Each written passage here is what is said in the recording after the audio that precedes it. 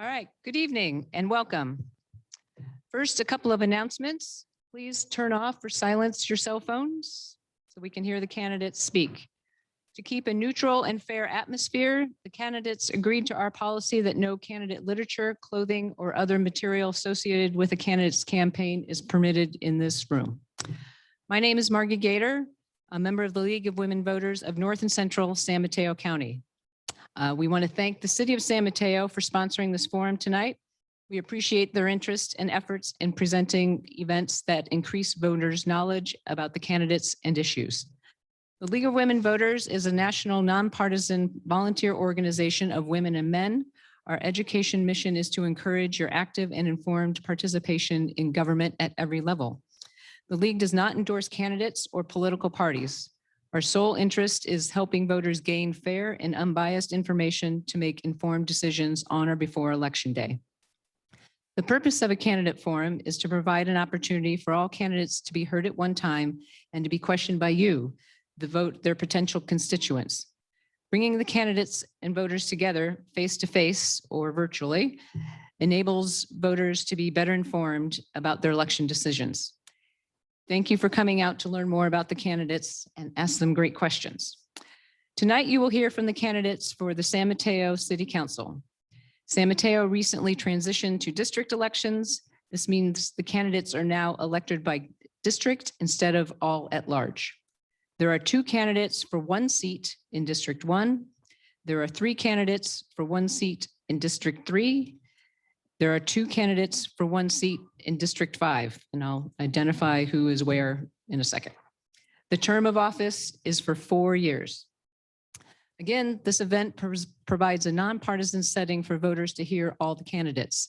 It is not for the supporters or opponents of any particular candidate in the audience to demonstrate their own views and preferences. So please keep any expressions of disdain or delight to yourselves for now. And please hold your applause until the end, and then we'll thank all the candidates for running. The candidates by district are Nick Atkinson, District 1, Lisa Diaz-Nash, District 1, Sergio Zygmunt, District 3, Sarah Fields, District 3, Robert Newsom, District 3, Rod Linares, District 5, and Adam Lorraine, District 5. The city and we decided we'd put everybody in alphabetical order and not by district because they are representing your entire city as well. The rules for the forum are as follows. Opening statements, each candidate will have 3 minutes for an opening statement.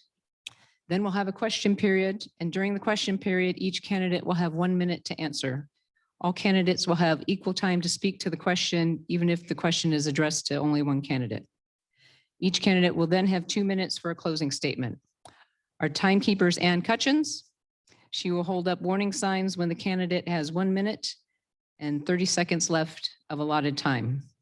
At the end of the time, the timekeeper, Ann, will hold up a stop sign until you stop speaking, and you can finish your sentence, but don't go on for a paragraph, please.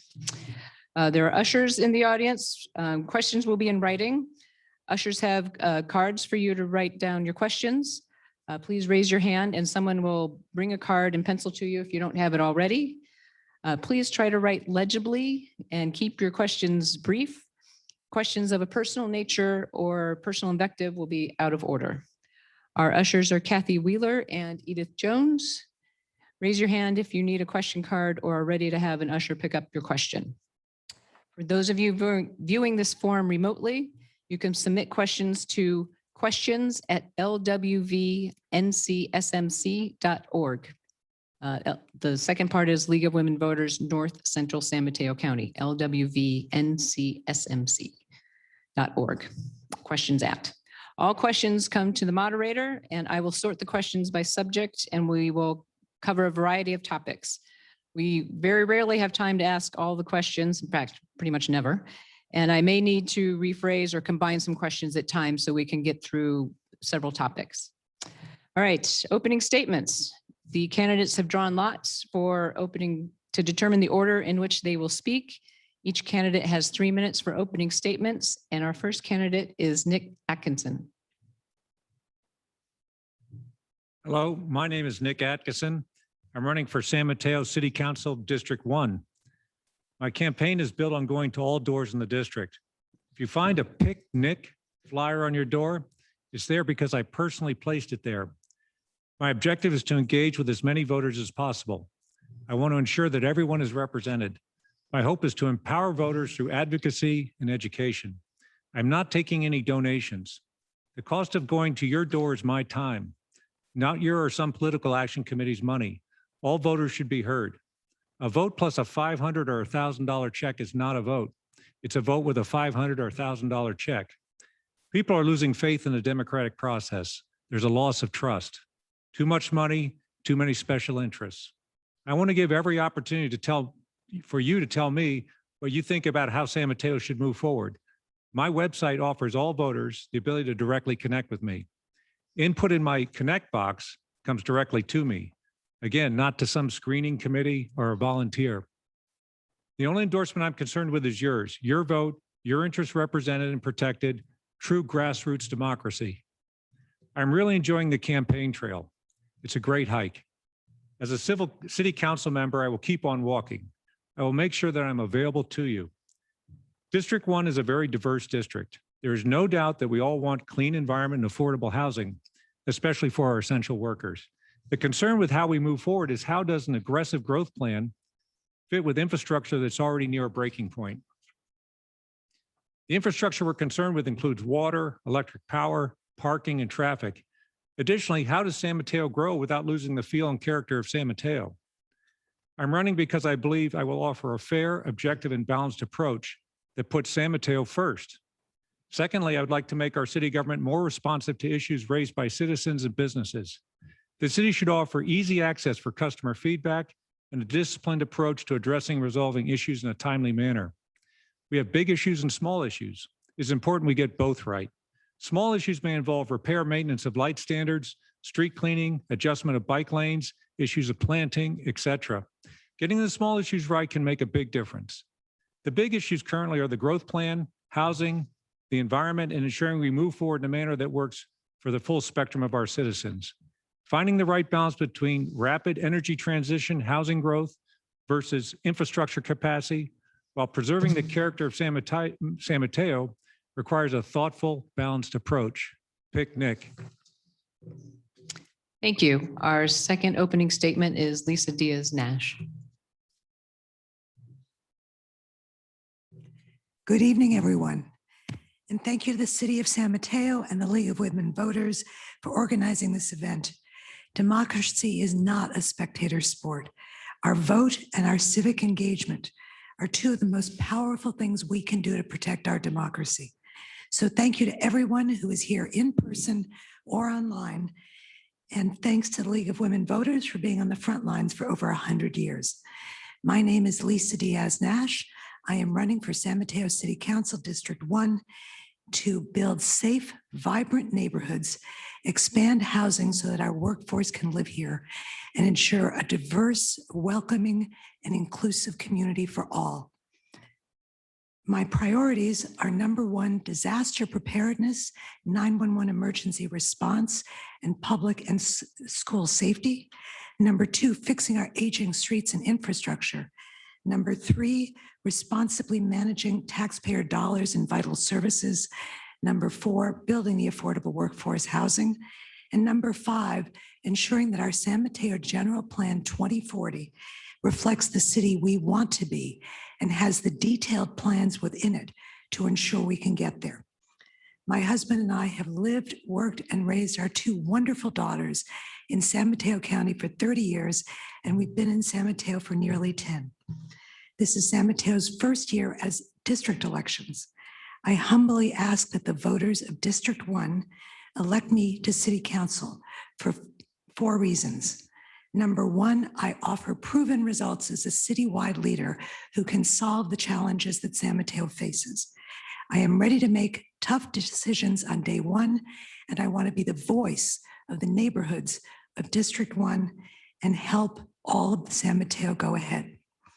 Number two, I am deeply involved in our community, from being on my neighborhood association board to the neighborhood watch board. I'm on the HIP Housing and Rotary Haciendas Low-Income Senior Housing Boards, and I'm on the board of the library and our Measure S Oversight Committee.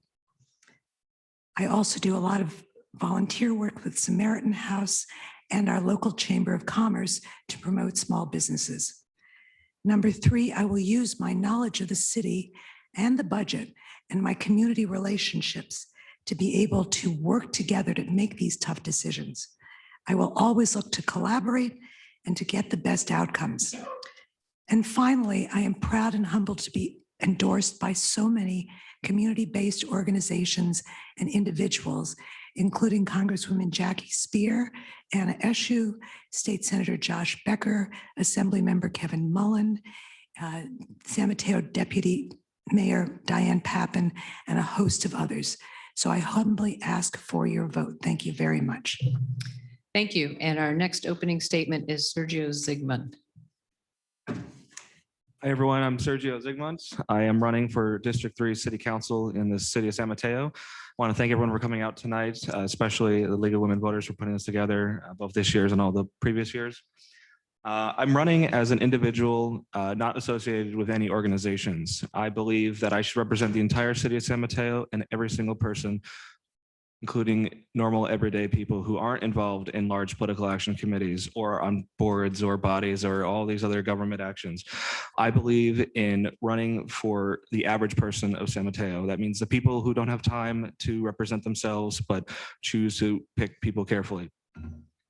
My main platform is transit for everyone, housing for everyone, and making the city of San Mateo a safe place to live. We already have great transit, housing, and public safety, but we need to improve to meet our city's plans for the next 10 years. Transit and housing are most important because it is necessary to improve those services to make the city viable for people both now and in the future. Our city's economic development and growth depends upon transit and housing.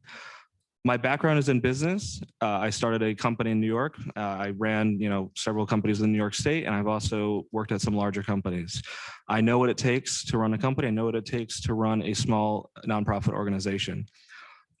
When you enter the voting booth in November or get your vote by mail ballot, I ask that you demand transparency of every single person who you're voting for. Ask where is the money coming from? Ask where are their affiliations? Ask who they're really running for. I'm fully accessible to every single person in this community, not just people in my district. My telephone number, which goes to my cell phone, and my email address are on my website. I do not have a large campaign team. I do not have large donations. I am running for the average, everyday San Mateo citizen. Thank you. Thank you. And our next opening statement is Adam Lorraine. Good evening, San Mateo. My name's Adam Lorraine. I grew up here in San Mateo. I went to Aragon High School and College of San Mateo, and I've spent a number of years coming to this very hall on my bicycle, serving on commissions and committees in our city. I've been a member of our general plan subcommittee. I got an opportunity to work with the public and our stakeholders to co-create a vision for San Mateo into 2040. I've been a member of our Sustainability and Infrastructure Commission, where we advise the City Council on matters of public works and the environment, including a lot of major infrastructure projects, such as the wastewater treatment plant in our clean water program, which is undergoing a $1 billion remodel at the moment, and many other transportation projects in our city. I'd like to continue doing this work for our city at the council level, but we have this district election process in between, the first of its kind, and it's going to bring 3 new faces and a 4th later on out of 5 to our council this year. So I want to be one of those new faces that brings a wealth of city experience to the table so that we can hit the ground running on day one. And I have 3 priorities. I want to represent all of District 5. It's a diverse district. We have renters and homeowners, seniors and students, and people of all races, ethnic backgrounds, sexual orientations, and more. I want to protect our neighborhood vitality, public safety, and services through fiscally sustainable budgets and responsible revenue enhancements. And I want to help us build a sustainable future together through this general plan process, which is ongoing, in a way that balances our housing needs and increases housing to meet those state-mandated needs with the quality of life that we have here in our city and our need to address a growing climate crisis.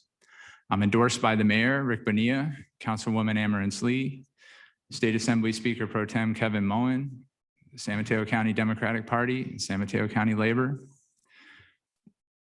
And I thank you for this opportunity. Thank you. And our next opening statement is Rod Lynn Harris.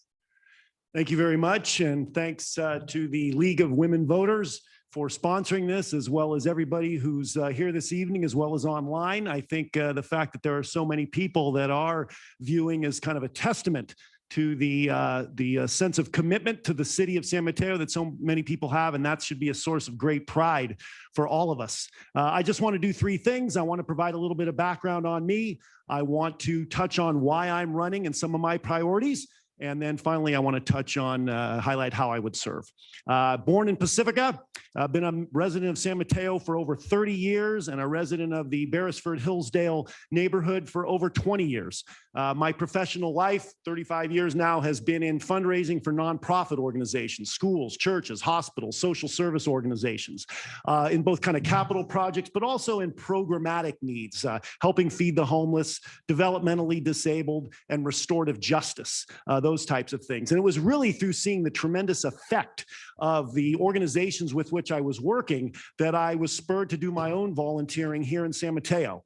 I got involved about a decade ago with the Rotary Club of San Mateo. I've been involved subsequently with the San Mateo Library, which is truly a tremendous beacon in our city. It's just a shining light for all citizens from across the entire spectrum. And on my Beresford-Hillsdale, go ahead and pick that up. And on my Beresford-Hillsdale Neighborhood Association. So those things have been very, very dear to me. And it's because, again, of what I saw through that I was spurred to volunteer and to run. And so I've decided to run because I want to make an even greater impact on my city beyond just what I've been able to do through those items that I mentioned. My wife, Lisa, and I have lived in the Beresford-Hillsdale neighborhood for, as I said, 20 years. We raised our 3 children there. And I believe my familiarity with that area, with the people who live there, really compel me to go forward and really make it so that I would be someone that would be ideally able to serve the persons of my district. In walking around my district, Laurelwood, Beresford, up into Sugarloaf and such, I've talked with a number of people. I've talked with residents, I've talked with business officials and such. And what have I heard? I've heard a great joy, a great pride in living in San Mateo, but I've also heard some issues.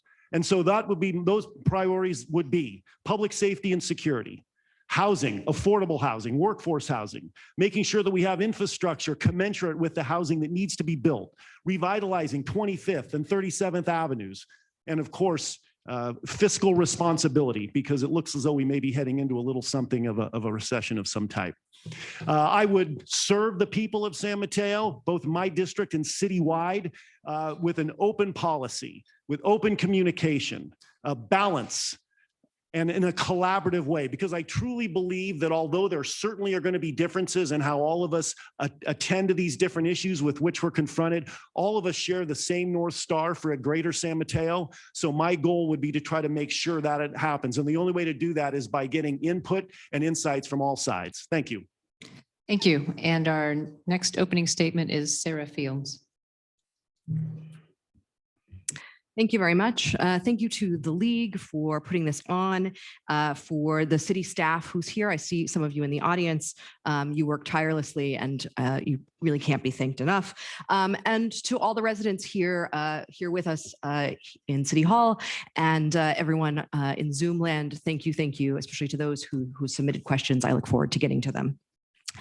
I'm really running for city council because first of all, a few people asked me to, and that's always a great honor. And second of all, because I have the background, education, and professional experience that really distinguishes me for this position. I have a background in local and state government, a graduate degree in urban planning. And as has been noted, none of these people here on this dais are incumbents. And so we really need people who can hit the ground running for City Council. A bit about District 3. We are really fortunate in District 3 to have 2 of the 3 Caltrain stations in San Mateo, either in or buttressing our district, which also means we have an obligation to continue to make San Mateo a welcoming place and to build out the infrastructure that's necessary to meet our regional housing needs assessment, our housing element goals through the general plan process. And I'm excited to see where that goes. It's been a good collaborative process thus far, and District 3 will play a significant role in that. Also, a fun fact for the cartographers in the audience, District 3 is the only district that touches all of the other districts in San Mateo. So I would like to say it is the heart of San Mateo. I'm really running to create thoughtful and welcoming San Mateo. That means that San Mateo stays a great place for everyone who lives here to be, and that it continues to be a great place for someone to decide to make their home. We need significant investment in our parks and our recreation centers. I know this because I am a commissioner for Parks and Rec right now, and we have wonderful parks, but most of them were built out about 50 years ago, and they could use some real infrastructure and love. Next is safety. And when I say safety, I'm talking about being able to cross the street and not worry, being able to send your kids, say you live in Fiesta Gardens, let your kids walk to school and know that they're going to be okay. And right now, unfortunately, we do not have that guarantee. I'm sure many of you here and on Zoom saw the video of the child that was clipped by a vehicle in Bay Meadows. I can tell you I was personally witnessed a pedestrian be struck by a vehicle in our downtown. And this kind of safety is crucial as we move into the future. I enjoy the support of the majority of the current council, State Senator Josh Becker and Assembly Member Kevin Mullen, as well as several other organizations. And I believe that experience, the education and the professional qualities that I bring to this council are what has brought me to those endorsements. And I hope that you'll join me for council. Thank you. Thank you. And finally, the last opening statement is Robert Newsom.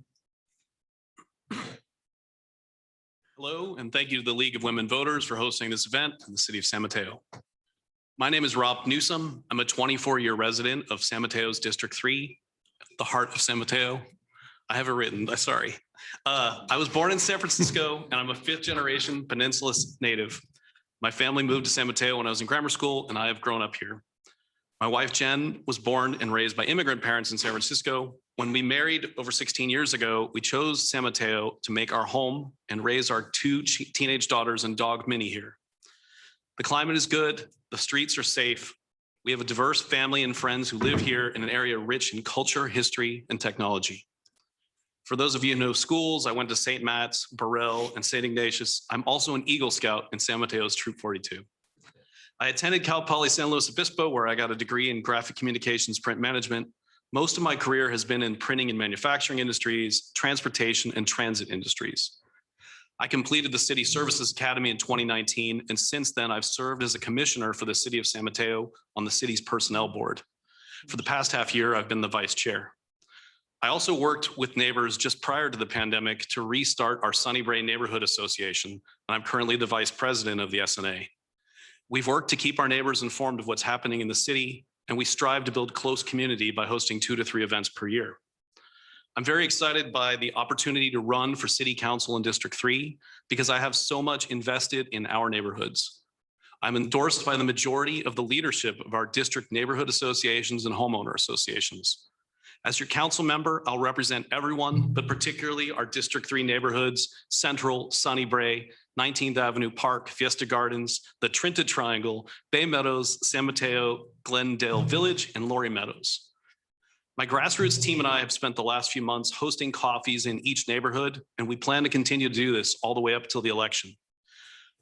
For me, much more important than telling you my agenda has been hearing both your likes and your concerns for our neighborhood.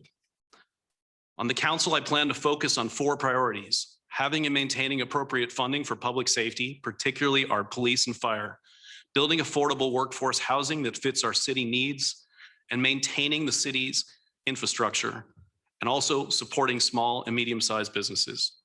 District 3 needs someone who will listen and represent them, and I hope to convince you that I'm the right person for that job. I look forward to telling you more about my platforms as we answer your questions today. Thank you. Thank you.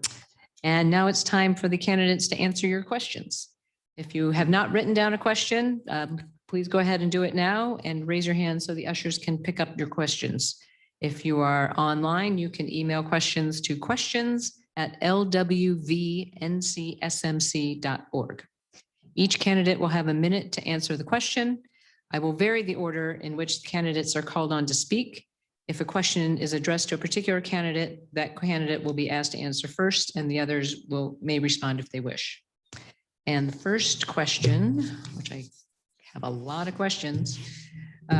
Please tell us how your living experience as a San Matean has helped you understand the local issues that are most important to its residents, and why do you feel you are best equipped to respond to those issues and direct improvements? I'll repeat. Please tell us how your living experience as a San Matean has helped you understand the local issues that are most important to its residents, and why do you feel you are best equipped to respond to those issues and direct improvements? And first is Sergio Zygmunt. Thank you so much for that question. My experience is, as I said earlier, in a huge variety of backgrounds, right? I started and ran a mid-sized technology company. I worked for larger employers, and I've worked with smaller nonprofit organizations. This well-rounded background gives me the technical and financial skill set to handle a town like ours.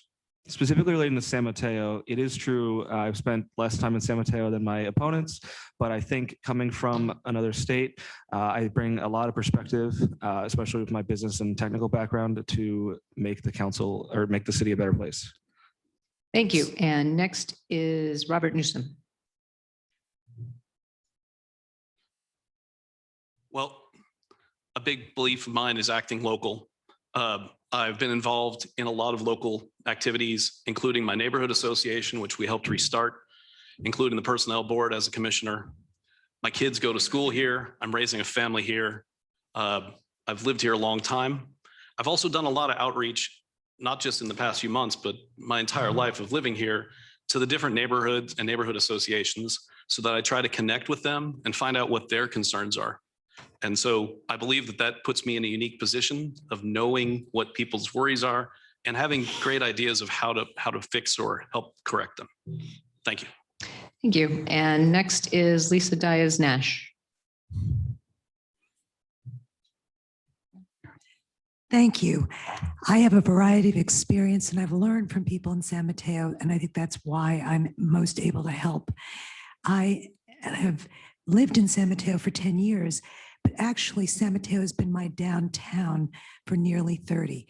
When we first came out, we worked for Visa, my husband and I, and San Mateo was where we came to do everything from go to doctors, to shop, to get to know people. I am part of my neighborhood association, and we've worked through issues, everything from housing to traffic, to how do we build a good, vibrant neighborhood. I also am out talking to friends all across the city and learn what their issues are and get ideas from them as how to solve it. We have to do it together. And I think that learning from my fellow San Mateans has been my best qualification. Thank you. Thank you. And next is Ron Linares. Thank you. I believe it's a combination. It's a combination of my experience in working with the city in terms of being the current president of the library board, being on the Beresford Hillsdale Neighborhood Association, and being involved in Rotary and the outreach that does to our various high schools in terms of scholarships and such, and getting to know people and their needs. And the second half of that combination is the fact that I've lived in my neighborhood for over 20 years. So I know the residents, I know the neighborhood, I know the type of lifestyle that the people in the Beresford Hillsdale neighborhood appreciate and the people of all San Mateo appreciate. San Mateo is obviously a very, very special place, very unique in countless ways. And I think that the relationships that I've developed both within my neighborhood and in the other 4 districts, if you will, would serve me very well in that capacity. Thank you. And next is Nick Atkinson. I've lived in San Mateo County for 30 years. I hope to live the rest of my life out where I'm living right now. It's my final solution. The great thing is I've experienced it all. I've lived in Hillsborough for 20 years. I've been a renter. Currently, I live in amongst the tallest residential buildings of San Mateo. I live next to Foster Tower, Ryan Tower, 55 5th Street, which is the actual tallest building in San Mateo. So, and I've got a front row seat to downtown San Mateo, 1 block off El Camino. So from a living standpoint, I feel like I've experienced it all and seen all of the perspectives. Thank you. And next is Sarah Fields. So I've had an amazing living experience in the city of San Mateo. First, I want to say I am a renter. I moved to San Mateo for work in 2016. I've been very fortunate that as a renter, my rent has not gone up very much in that period of time, only about $200 over the course of those several years. But it is worth noting, as a renter, you are often offered a 12-month lease, and then it's month to month after that. So I do say that being a renter will influence me as a policymaker, should I be fortunate enough to join the council. Next, I just want to say a few other things. I took tennis classes through our recreation department. That's part of why I wanted to be a commissioner for Parks and Rec. And I serve on the board of the Peninsula Multi-Faith Coalition, which has given me so much joy in reaching out and learning from people of other faiths, bringing together individuals in service and in community. And I really just think that speaks to really the soul of San Mateo, which is a welcoming place, a kind place, a place where neighbors wave at each other and speak to each other. Thank you. Thank you. And finally, Adam Lorraine. Thank you. I have plenty of living experience here in the city of San Mateo, for which I'm very grateful, and I hope we can keep going on that path. When it comes to housing, I've lived through the housing affordability crisis that we're currently experiencing. My family moved here in 1995 to Shoreview neighborhood. They bought their first home. It was a 3-bedroom home. It went for $250,000 or so, which at the time was a lot of money. In the Great Recession, they unfortunately lost their jobs and moved out of state, sold the house. And so I, wanted to stay here. I began renting, and I've been renting for the last 10 plus years. I want to stay here and potentially own my own home. I have a good job, but it's still out of reach. The housing crisis is within me. I've also served on our commissions and committees for a number of years. So I want to take that experience, keep our momentum on multi-year projects like our general plan, climate action plan, bicycle master plan, and more. I've directly worked on all of these, and I want to keep doing that for you. Thank you. Thank you. Our next question is about crime and police budget. What is your position on the police budget? Do you want to reduce it? And if so, how would you keep us safe? And there's a related question.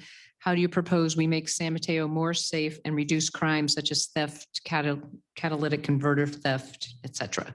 So what is your position on the police budget? Do you want to reduce it? And if so, how would you make us safe and deal with crimes such as theft and catalytic converter theft? And first is Sarah Fields. Great, thank you for the question. First of all, I want to say just last week I did a police ride-along, and it was very informative. If anyone up here hasn't done one yet, I strongly recommend it. Also, for those of you in the audience, I believe you're also welcome to do a police ride-along. They're deeply informative. I do not support a reduction in the police budget. I think we do need to use our funds just like all other public funds. We need to use them smartly and thoughtfully. I will tell you, I witnessed excellent use of technology during my ride-along. And I think that's a key piece in combating theft. We've been seeing serial numbers and other kinds of identifying techniques around catalytic converter theft. I know it's a huge problem, it's expensive, and it's also deeply inconvenient. And so we do need to work on that. But I also think, I just want to say a note, it's important for us to retain the police force that we have. That's an important budget piece as personnel. The better trained our officers are, the safer we are, and the more likely we are to have a strong workforce in our police department. Thank you. Thank you. And next is Lisa Diaz-Nash. Thank you for the question. I do not support reducing the police budget. What I do support is expanding programs that have been proven to work. And one of the programs that the police is piloting right now is bringing in a professional mental health person who rides along with the officers to crises that require her specific skills. She has been incredibly effective. The police who work with her think she's superb and would like to have 3 or 4 of her as opposed to just 1. So I think that's a great way of piloting new programs and then expanding to address the needs of our community. I also believe very much in the community-based approach of our police. And I think as being on the neighborhood watch board, I have seen how the community can work with the police in order to be the eyes and ears and expand the power and the effectiveness, particularly when it comes to things like catalytic converters. So I think we need to work together on that. Thank you. Thank you. And next is Rod Linares. Thank you. Public safety and security is my #1 priority. It's foremost because I firmly believe that without a feeling and the peace of mind that accompanies public safety, kind of the underpinnings of society can kind of ebb a little bit. So that's why it's foremost. I certainly support providing the police with whatever resources they need to keep us safe. I have had multiple conversations with the chief of police about various things, and I'm very encouraged by the number of initiatives that the police have already implemented in terms of keeping us safe with regard to the theft, making sure Hillsdale Mall is secure, and various things of that type. So they have been very, very proactive, quarterly meetings with various groups throughout the community, transparency on their website in terms of the numbers of crime, which is a little bit not odd, but it's not too common for police departments throughout the county. I also would like to echo as an aside what Sarah Fields just mentioned about the ride along. I highly recommend it for anybody in this audience. Thank you very much. Thank you. And next is Nick Atkinson. 60% of our police force has been on the job for less than 5 years. So we tend to train them and then they move on to better paying jobs elsewhere. That is a crazy expensive proposition. Training a police officer takes at least 2 years. So we're churning through police officers. What I'd rather see is us retain police officers, have experienced good quality policing on the street. So to be specific about the question, I'm not in favor of reducing police budget, but it's possible we might get more for our dollar if we stop the churn. Thank you. And next is Adam Lorraine. Thank you. No, this is not the time to defund our police. On the contrary, our officers and other public employees agreed to freeze their wages for a couple of years during the pandemic in a combined effort with the city to make sure we didn't lay anybody off during the pandemic. And I'm appreciative for that. The city managed to take some funding recently and try to pay them back and true them up. But we need our budget to continue funding our police force and retaining them so that they can continue to go up the ranks, get promoted, and have good paying jobs here. I support catalytic converter potential ordinances if that's what the council can do to help the police department work with our community to prevent some of these thefts. If we can do something similar to what's being proposed in South San Francisco to punish those who are in possession of a converter that is not clearly marked, I'm interested in that. Thank you. Thank you. Next is Sergio Zygmunt. Thank you so much for the question. To be clear, I do not support defunding or reducing the funding of our police force. Employee attrition turnover is a bad thing in any company, especially in the government. As others have mentioned, it takes quite a long time to train our police officers who do great things every single day. I had the pleasure of meeting with the chief of police, and he told me all the processes they do to protect the public and the police mutually, especially around the areas of civil rights. I think the police department uses technology very effectively. With the flock cameras and the other tools that they have to protect our city, I think they do a great job. I think the public is very well filled in terms of transparency on the police matters.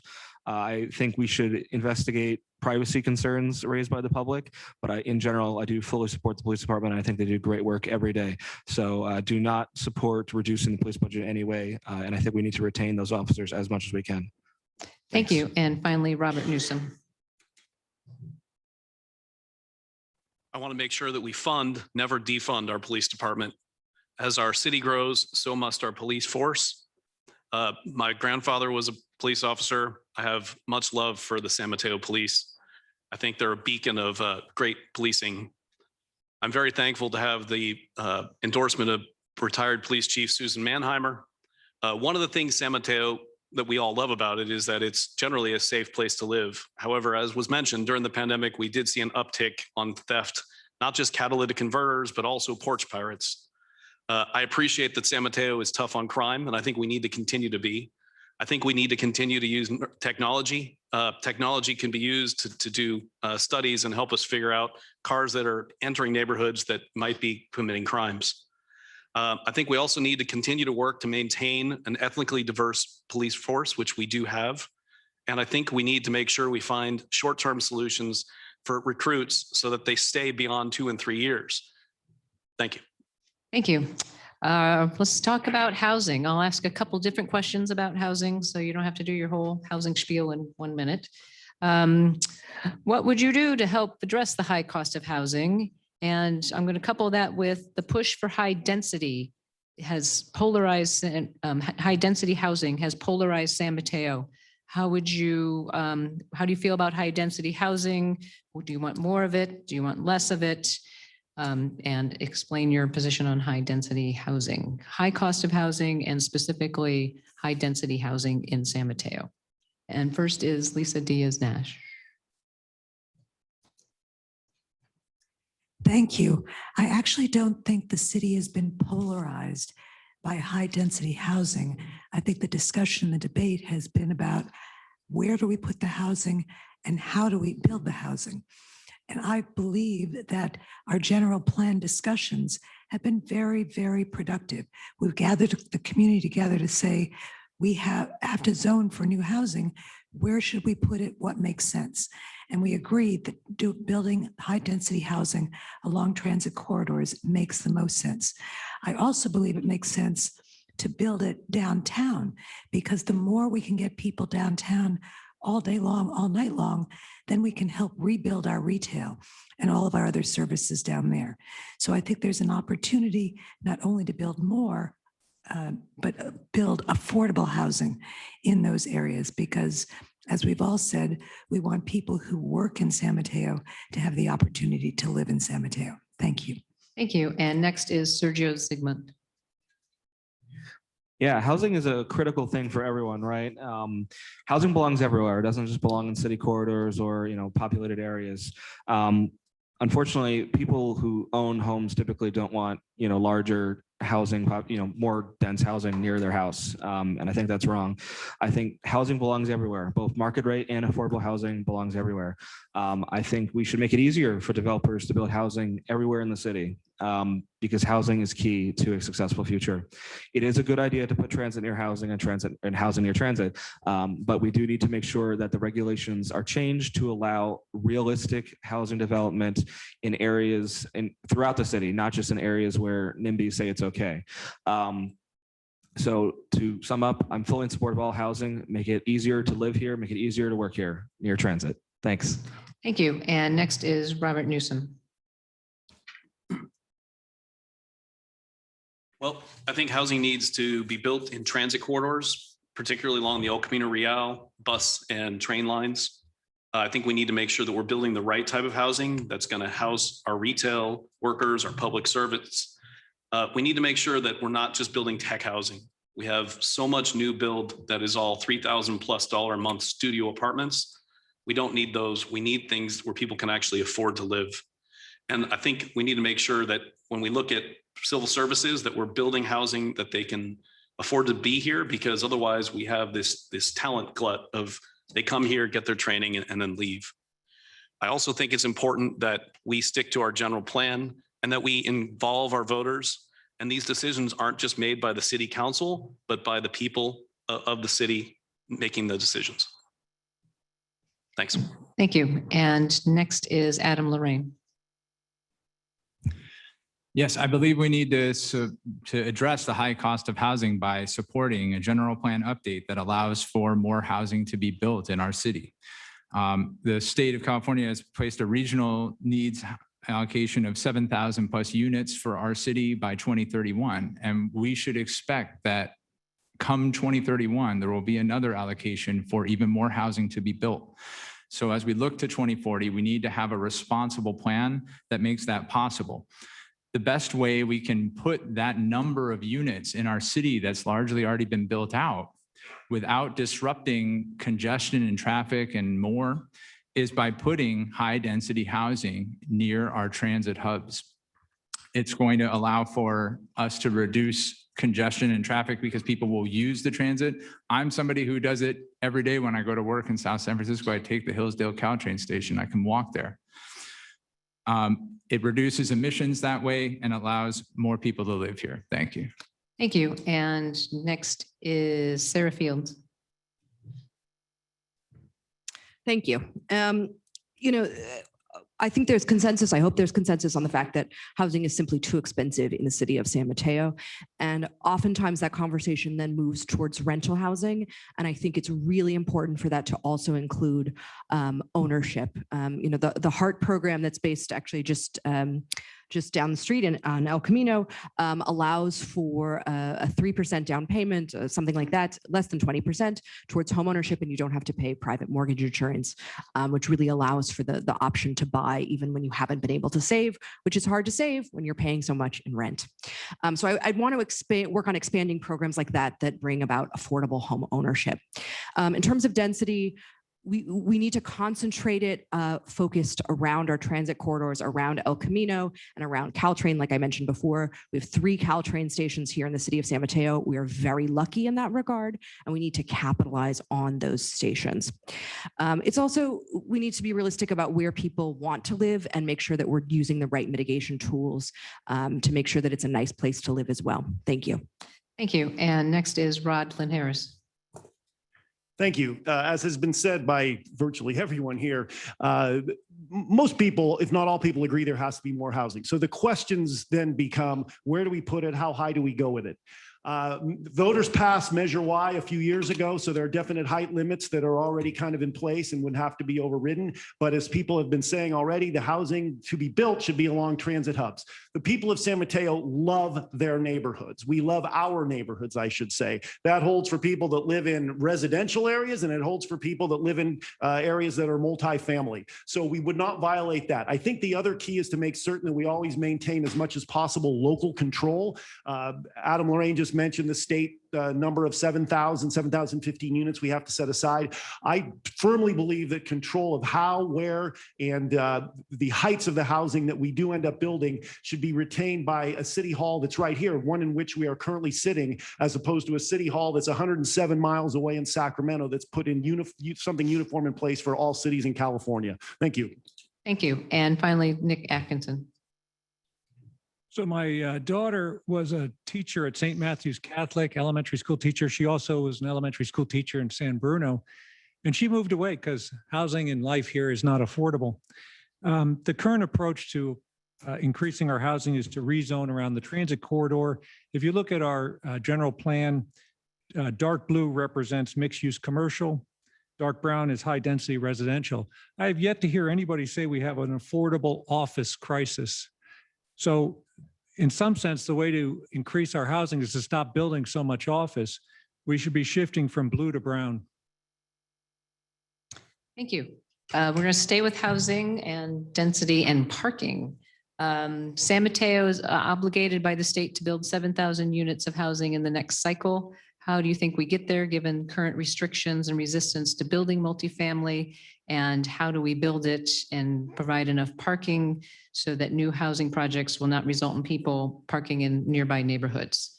So how do we build lots more housing because we need it? And then how do we deal with the parking? And first is Rodlin Harris.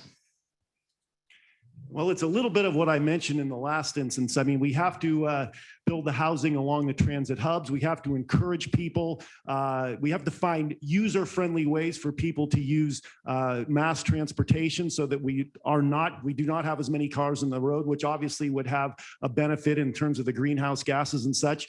The item which really causes a little bit of fear in me with regard to the California housing numbers, and as Adam Lorraine mentioned, there is going to be another set of numbers at the end of this 8-year term, they come in 8-year windows, is that the state of California has in essence allotted or allocated for us that we in the next maybe 17, 18 years may have to accommodate another 55,000 people in the city of San Mateo. So what that means is that we would be adding the populations of Belmont and San Carlos to our city, a 50% increase. So in order to do that, we're going to have to build housing, lots of housing, and we're going to have to do it in places where we don't really kind of invade the neighborhoods. Thank you. Thank you. And next is Nick Atkinson. Okay, just so you guys know, I love parking. I think one of the great things about San Mateo is the ability to go into San Mateo and park the car. That's not like San Francisco. It's one of the reasons why we live here. We want to be able to park our car, and we don't want to have places where we build new construction and there's no parking, and then that parking pushes out into the neighborhoods. On our walks, we've seen many contested situations over parking, very heated.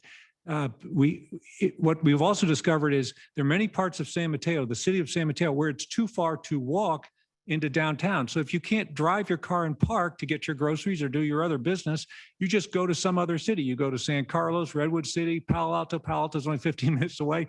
We have to be competitive. Santana Row has infinity free parking. People love it.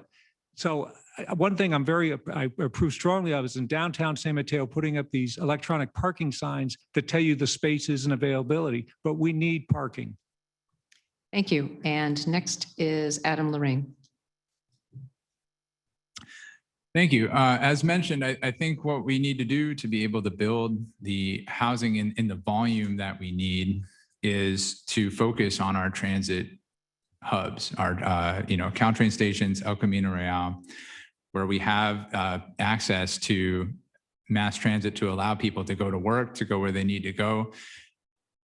That solves both of the problems at the same time. That's why it's so important to focus our housing needs there. When it comes to figuring out what we need to do about parking, if you have people like me who are not taking their car around San Mateo, who are, in an area near a transit hub where they can walk, bike, and do what they need in their area. And if we have mixed use developments in those transit hubs with local businesses like our downtown, then we're not going to need as many parking spaces for that housing. So that's why we need to concentrate our housing in our transit hubs. It'll solve both problems at the same time. Thank you.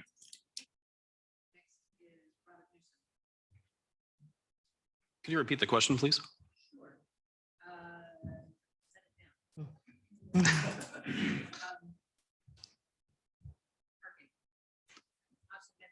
Housing density and parking. I think I know. I just want to make sure I'm on the right track.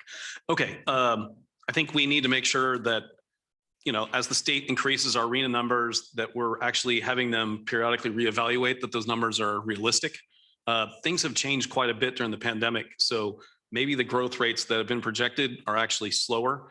That said, let's assume they're not, and let's assume that they're right.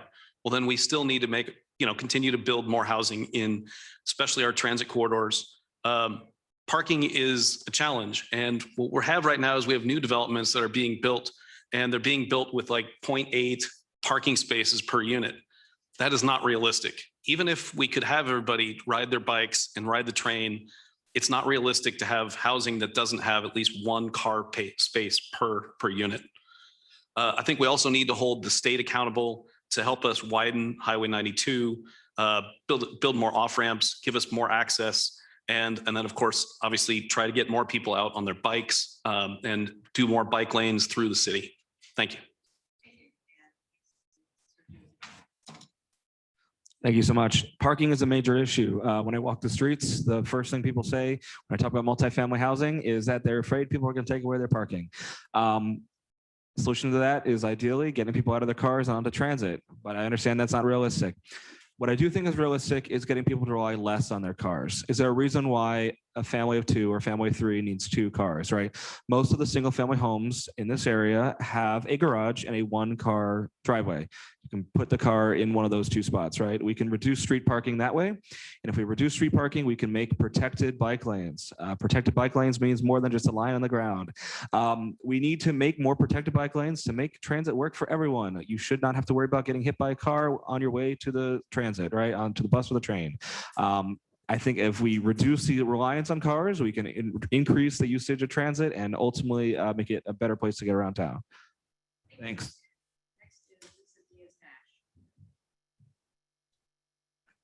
I think there are a number of things we can do to both increase our housing and try to address the parking issues, which are very serious and of concern to neighbors all across the city.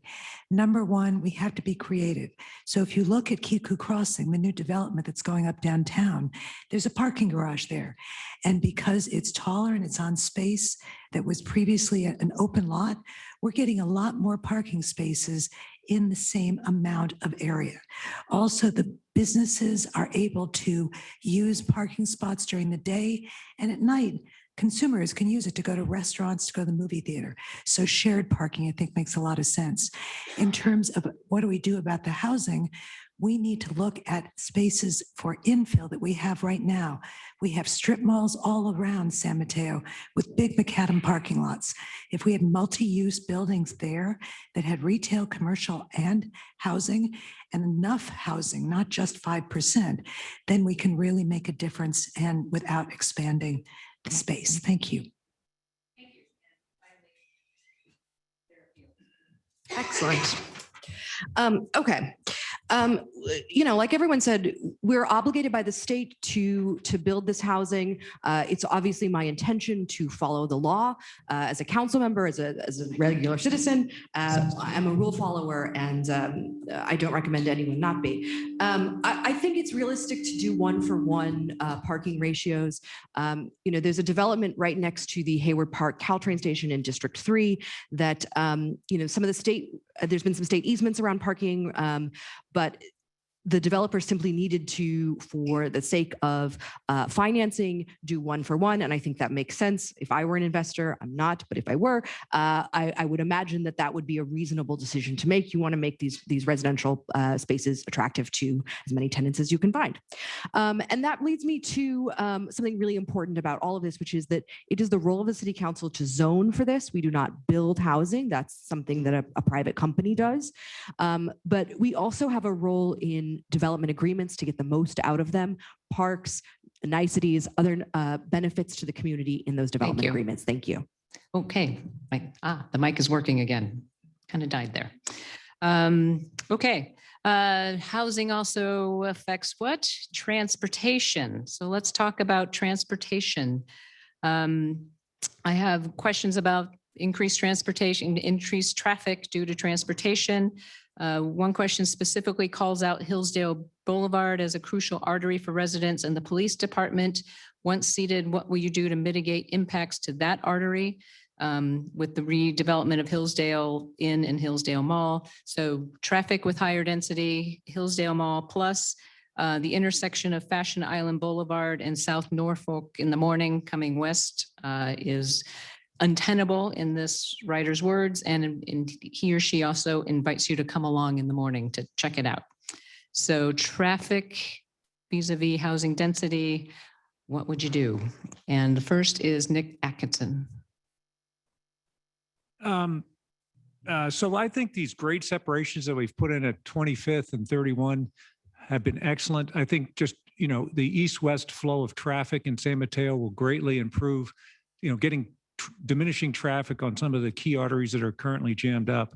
Anytime in the Bay Area you live where you have to cross a bridge, you're in trouble. So 92 is a problem just because it connects to a bridge, and I don't know how that's going to get resolved. But generally, I would implore the city to continue all its efforts to analyze traffic and do the best they can. And a lot of it comes down to just changing the timing of lights and things like this. So it's a very, very detailed operational question. And I would like to pursue that to make our traffic as minimized as possible. Thank you. And next is Adam Lorraine. Thank you. When we have development proposals like at Hillsdale Inn, Hillsdale Shopping Center, and if we have other ones near 92 in South Norfolk, it can feel tough because in our current situation, we may feel that we're already full, that we already have traffic concerns, and why on earth would we want to put more housing, more development in that area? But the main idea, these provide an opportunity to invest in infrastructure that can allow us to diversify how we get around town so that people like me who are willing to get out of their cars and try and bike somewhere or take transit downtown elsewhere have the infrastructure to do it. And more importantly than me, families, people who want to safely bike in our area can have protected bike lanes. We can ask the developers behind these proposals for public benefits and have as a concession putting in infrastructure like maybe something over 101 for Hillsdale. A bike ped bridge would be fantastic. It's a project we've been waiting 20 years to do. That's what I'll fight for. Thank you. Thank you. And next is Sarah Fields. Yeah, thank you for the question. I want to acknowledge that both of those intersections that were named are intersections where traffic flows nicely during off-peak hours and really is horrible during peak commuting times. And frankly, especially the part of Hillsdale, if you're exiting the village, is not a well-designed intersection. I think it's confusing in the way that it's laid out. And I understand, particularly from door knocking around the village, this is a very confusing area. And traffic just, it's awful. I want to acknowledge that. That being said, there's a lot we can do around design to improve traffic flow in these areas. And the development agreements are really an opportunity to do that. I want to really be clear that as the District 3 council member, I think that the process is really important, and I would want to work with all the community groups as well as the businesses in those specific corridors to work on a better solution, because design is really the answer here. Thank you.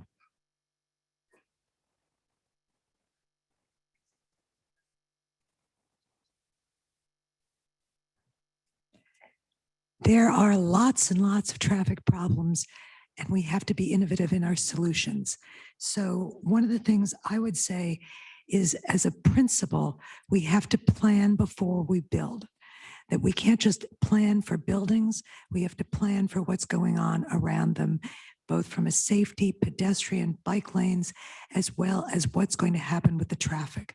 Norfolk has been an issue for decades, and building continues to happen there. We need to work with the state, we need to work with the transit organizations to figure out the answer and solve it before we continue to build and increase the problem. We also need to look at expanding our public transit east-west, not just north-south. It's great that we have all these train stations, but if you really want to get people out of the cars and lessen traffic, you have to give them transit so they can live and not just commute.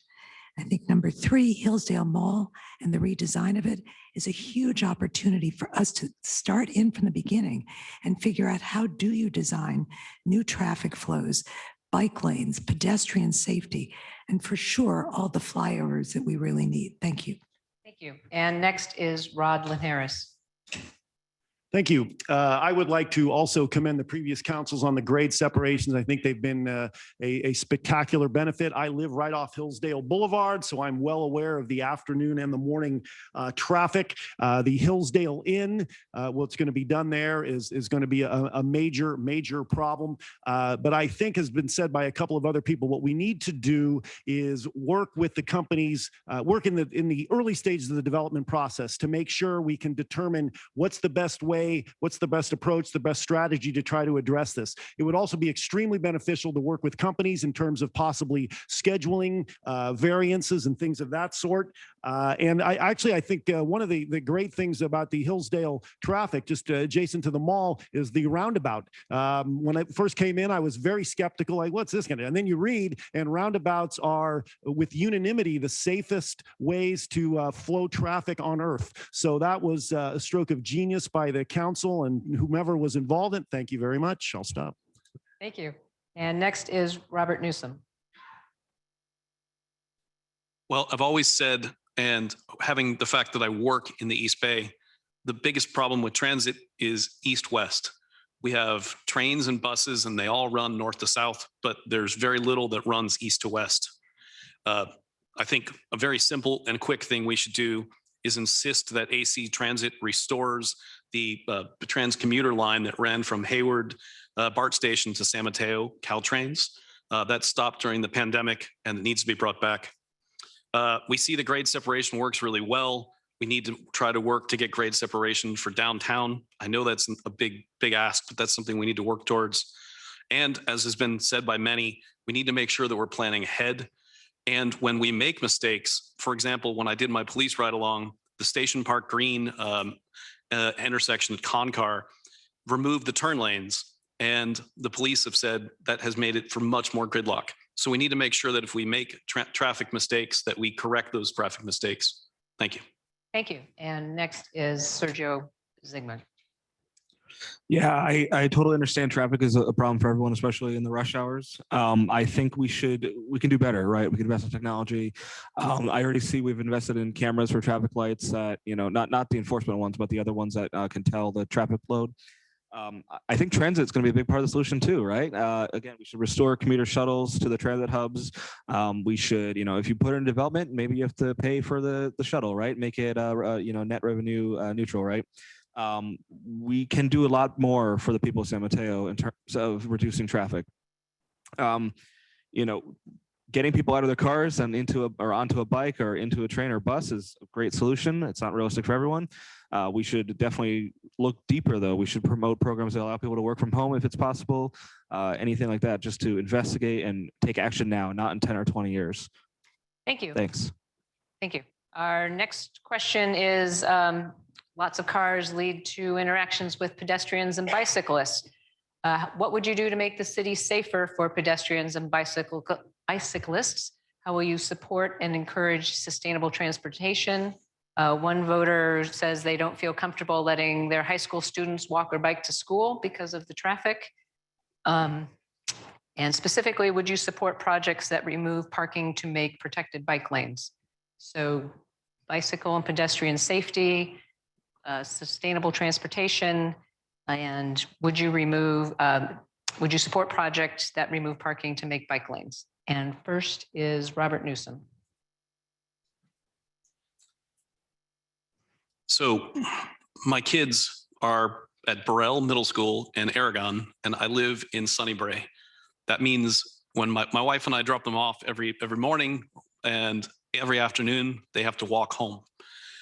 It's a huge problem because they have two things they have to contend with: the El Camino Real, which is like trying to cross a 6-lane freeway, and railroad tracks. And the places where they can cross the railroad tracks are very limited. They have to travel an extra half a mile just to get to a crossing. So I think those are two things that we can do and really put a focus on is safe crossings for things like the El Camino Real. I would also like to see, as we grow, that we add bike lanes that run probably along the train corridors. Having lived in Europe for a few years, that's very common. You have bike lanes that are very specific, and as we grow, you build them along those corridors. That's all I got. Thanks. Thank you. Next is Sarah Fields. Yeah, this is a deep concern. Every San Matean should feel safe in San Mateo. I hope we all agree on that. And our safety should be the top priority. I think we can work on a significant community engagement process around this to come up with some good solutions that probably do mean removing some parking. And it could also mean a shift to some one-way streets as opposed to two-way streets, which frankly, because we have older streets in San Mateo, they're fairly narrow anyway. And this would be, I think, a good thing also for traffic flow. So I really think there's design implements here that we can use to move towards a safer bike and pedestrian experience. I also would love to see, I think everyone also agrees that El Camino is a really unpleasant pedestrian experience. And there are some things we can do, including a bike pedestrian overpass in some of the key areas around Caltrain to make that experience safer and more pleasant. Thank you. Thank you. And next is Nick Atkinson. So I commute to work in San Francisco every day, and I do it on a motorcycle, and I've been doing that for a quarter of a century, and things have changed. What's changed is that most drivers in cars, 80 to 90% of them, are staring at their phone. Their eyes are down. Eyes down for a second or two can kill. I worry when I walk across the streets of San Mateo that I'm going to get hit by somebody staring at their phone. The first thing is we should strongly enforce laws that get drivers off their phones when they're driving. Secondly, we can place bike lanes in routes in San Mateo, which minimize the possibility for sort of bike car conflict. And that would be, you know, I'd advise that immediately. We can put bike lanes on routes and retain parking. They don't have to be mutually exclusive. Thank you. Next is Sergio Zygmunt. Definitely. Transit, you know, personal transit specifically is a big topic. We all saw that horrific video of someone trying to cross the street, child trying to cross the street and almost getting struck by a motorist. You know, as others have said, enforcement's a great thing. You know, there's a video of it. We should potentially enforce it if it's within the law. But we also need to make protected bike lanes, right? That means separating the bikes and the scooters and the people from the cars, right? That may come at a cost of parking. But again, if we look at these major corridors, well, not El Camino Real, but things like Delaware Street, right? It's mostly single family homes with 1 or 2 car garages and a large driveway that can fit cars. If we can get people off the street, get their stuff out of the garage and put their car in the garage, we can definitely create these protected bike lanes. You know, I'm a huge advocate for getting people out of their cars and onto the street while ensuring that people who need to park can. So, you know, huge stuff to invest in there, a lot of stuff to research, but we need to do it now, not in 5, 10, or 20 years. Thanks. Thank you. Next is Lisa Dias-Nash.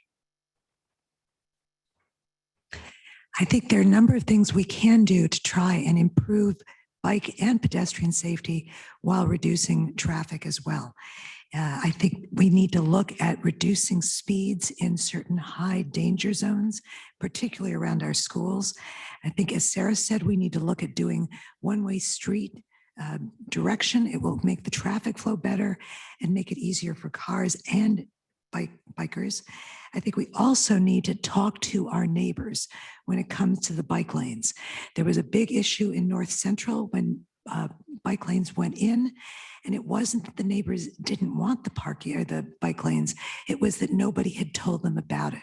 So if we're going to do our protected bike lanes, which I think we should, we need to involve the neighborhoods first that are impacted. I like Rob's idea of building bike lanes along rail corridors as they do in Europe. That's a good idea. And I think we also need to look at flyovers. Bay Meadows was built with the promise of flyovers over El Camino. It didn't happen, and we have seen the danger that's happened as a result. Thank you. Next is Adam Lorraine. Yes. Let's make the streets safer for bicyclists, pedestrians, and everybody in San Mateo. This is exactly what I'm working on as a Sustainability and Infrastructure Commissioner and have been for many years. Please come to our meetings and check out a number of programs and projects that our city and Public Works is working on. We completed a bicycle master plan update in 2020. It's largely unfunded. It has a number of projects for protected bike lanes that could make bicycling in our city safer. That would be one of my major priorities as a council member, is to find more city funding to go with grant pairings to make this a reality. Currently, though, we're working on a San Mateo Walks to Transit ped access plan. We did get a grant for that. It's making it easier for everyone, because everyone's a pedestrian, to walk to transit our train stations in El Camino, make it easier and safer. We have a complete streets plan that we're going to put into our general plan update. And removing parking for bike lanes is a tough call. We recently did our first major project in the city of San Mateo and North Central. We learned a lot from it. There was bad luck in that it was during the pandemic. We'll do better next time and involve the community in a larger process. Thank you. Thank you. And finally, Rodlin Harris. Thank you. Yes. Again, this is a public safety issue. I've spoken with the chief about things of this type. I would echo, in essence, a lot of what was said in terms of one-way streets, as Sarah, perhaps reduce speeds in some areas. I would not be in favor. I ride my bike 3 or 4 times a week in the mornings, but I would definitely not be in favor of removing roads for bike lanes, have more bike lanes. I think we're still a car commuter society. There are a number of people that bike, but not enough, I think, to require something of that sort. The removing of parking spots is, again, a very, very critical and touchy issue. A couple of people have cited North Central and what took place there. So there are a number of things that need to take place, but I just think it's going to take serious study, because this is a complete change in how we would commute and access and get around town. Thank you. Our next question is, are you 100% supportive of choice and LGBTQ plus rights? And with that, the San Mateo City Council recently passed a resolution in support of Proposition 1, the Reproductive Freedom Amendment. If approved, it will amend the California Constitution to explicitly prohibit the state from denying or interfering with personal choices related to reproductive care. Would you have voted to support this City Council resolution? What is your position on Prop 1? So support of choice and LGBTQ plus rights, and would you have voted to support the City Council resolution and your position on Prop 1? First is Adam Lorraine. Yes, I support Proposition 1. I have endorsed Proposition 1. And I am endorsed by Planned Parenthood, Advocates Marmonte. I am pro-choice and I do support LGBTQIA plus rights. I'm also endorsed by the San Mateo County Stonewall Democrats because I want to represent all in District 5. I would have, if I had been on the council, I certainly would have voted in support of the council's decision to support Proposition 1. Thank you. Thank you. Next is Rod Lynn Harris. Yes, if I were a city council member, I would do everything in my power to ensure that there was no interference with the right to choose or the right to access contraception. I have a wife, 2 daughters. I would want them to make the choice as to what they would want to do. They are the best ones to know. I support 100% the council's decision to extend the buffer zone to 100 feet from Planned Parenthood. But I was the product of an unwanted pregnancy and given up for adoption. My mother was trying to abort me up to the end, from what I understand. So the 3rd trimester is an issue with which I kind of struggle. And as a result, I think, well, not only as a result, I also think that polls show that many people feel that same way. I support 100% LGBTQ plus rights, and I would have probably supported the, not probably, I would have supported the council's resolution. Thank you. Thank you. Next is Sergio Zygmunt. Yeah, definitely. In terms of this matter, as a member and strong supporter of these affected communities, I fully support Proposition 1 and the protections it brings along with it. I believe that reproductive rights is a civil rights matter. The government should have no business in dictating what you do with your own body. The Proposition 1 is, we think of women most of the time, but it affects everyone. It affects people in the LGBT community as well as many others. So Proposition 1 is a huge, huge thing for civil rights within the state. And I fully support any effort the state is making to protect civil rights now and in the long term. Thank you. Thank you. Next is Sarah Fields. I personally support Prop 1. I've given money to the campaign, and I'm happy to talk to anyone about it. I would support and applaud the council in creating a buffer zone to protect our Planned Parenthood here in the city of San Mateo. It's crucial right now, particularly given our proximity to SFO, that we have a strong working clinic here in San Mateo. I'm pro-choice. I've always been pro-choice. I think it's important to have comprehensive sex education across our communities. Of course, City Council doesn't dictate what happens in our schools, but I would want to support that effort.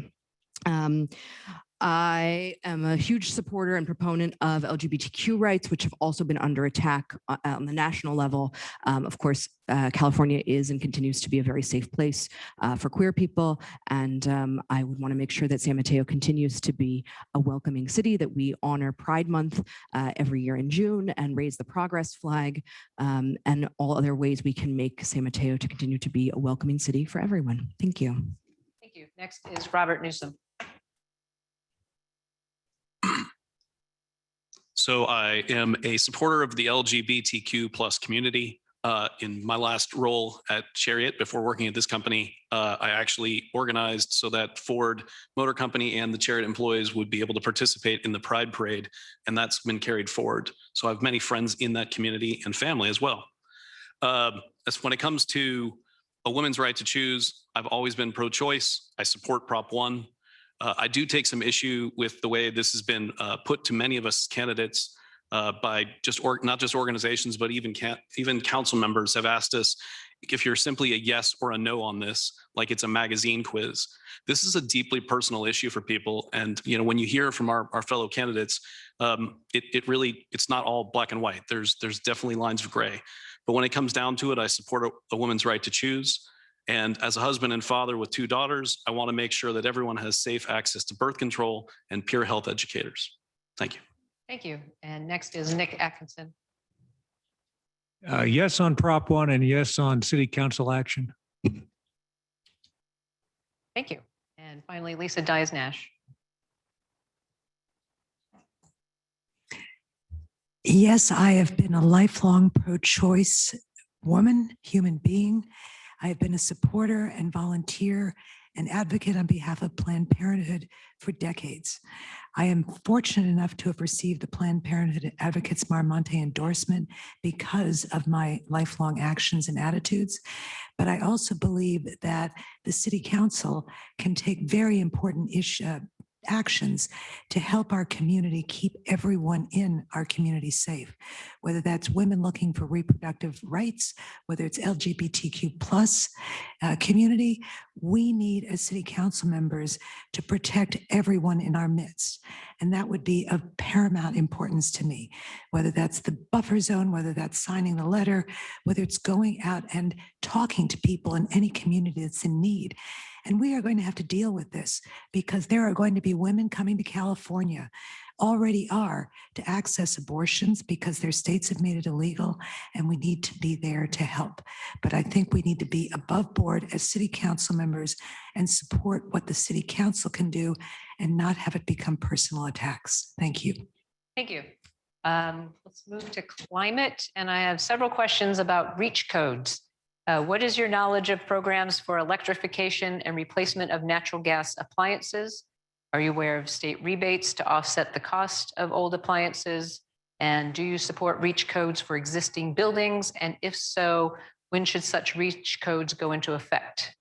So what is your knowledge of programs for electrification and replacement of natural gas appliances? Are you aware of state rebates to offset the cost? And do you support reach codes for existing buildings? And if so, when should such reach codes go into effect? And first is Sergio Zygmunt.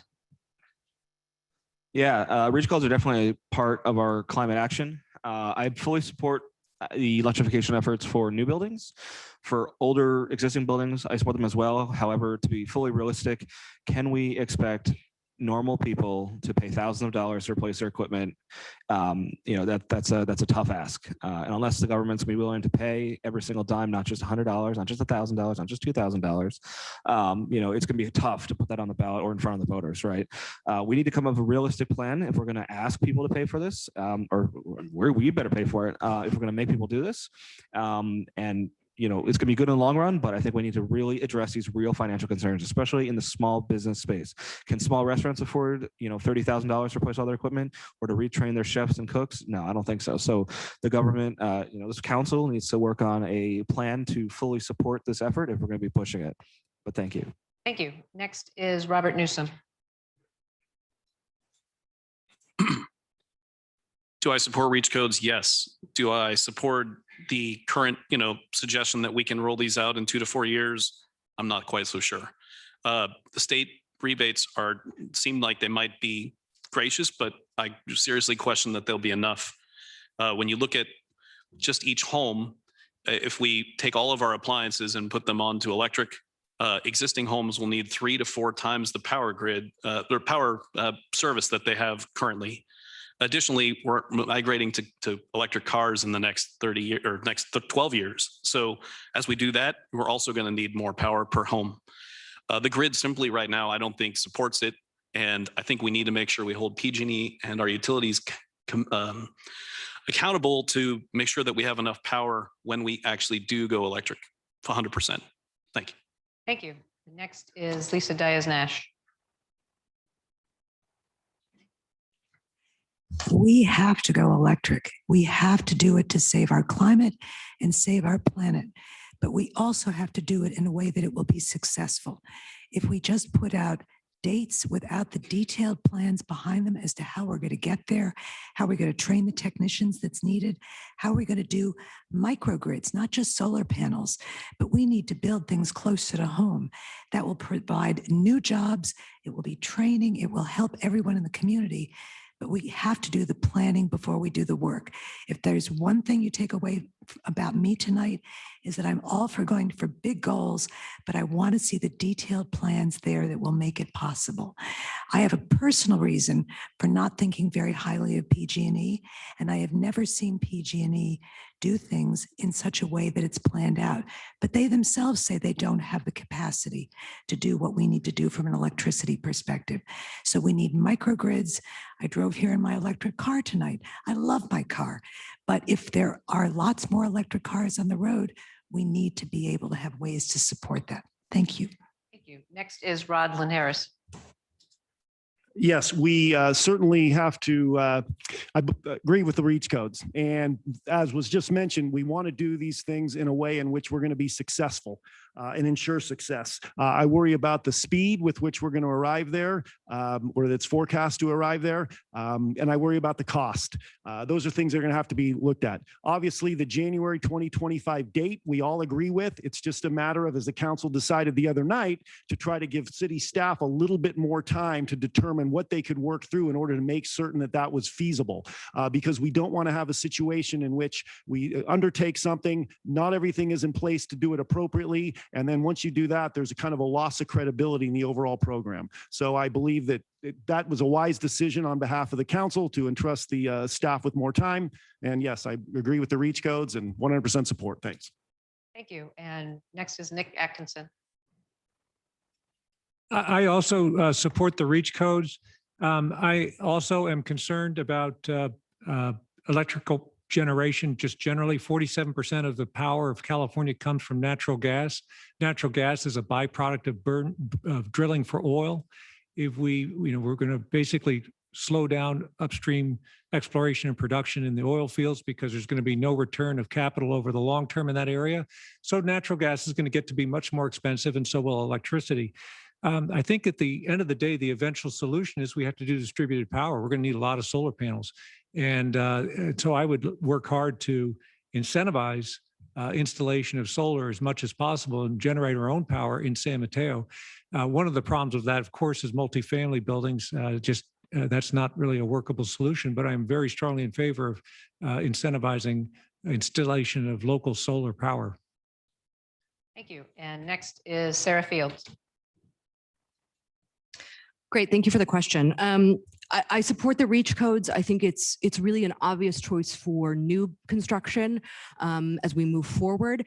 I think that we're in now a position where for existing buildings, we need to really think about gas as a transition fuel. To move from existing buildings from gas to electric, it's going to be a process that involves both carrots and sticks. I think the carrots, state rebates, tax credits, other incentives to help building owners with the transition and a reasonable timeline. And that we as the city council, along with county and state partners, can really make that happen. But we need to be reasonable, really work through the process with building owners to make sure that this can work for everyone, because we have just the one earth. I like to stay here, and it's important for our climate to move towards full electrification. Thank you. Thank you. And finally, Adam Lorraine. Yes, thank you. I do have some knowledge of the rebates that are available and the REACH codes and what we're dealing with, because it came before the Sustainability and Infrastructure Commission, on which I sit. I've been working on REACH codes with the city for many years. And you can too. You can come to these meetings and you can check out knowledge of some of these rebates on the City of San Mateo's sustainability webpage. There's a lot of information on what is brought to us by Peninsula Clean Energy, some state rebates, and we just in the nation passed an Inflation Reduction Act that's going to lead to even more investment here. I support the existing building REACH codes that council recently in their first reading decided to support. These are for things like air conditioning, water heaters, pools and backyard equipment, in single-family homes at this time. These are what are cost-effective today. These are what, through the rebates and research that the city and we have done, is cost neutral today. I support a broader decarbonization plan. It's going to be one of my first priorities so that we can get to 2025. Thank you. Thank you. Our next question is, in the change to district elections, there was consensus from the city council they would govern for the entire city.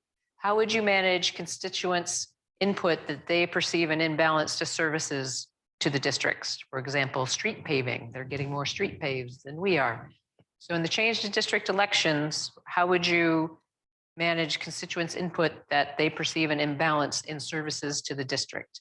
And first is Sarah Fields. Great. I think it's a really important question.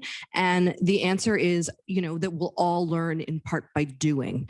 Of course, as the District 3 representative, it will be my priority to represent the neighborhoods and the residents of District 3, which means I will have regular coffees, community gatherings, and I would like to say fields in the field, meetings in our parks.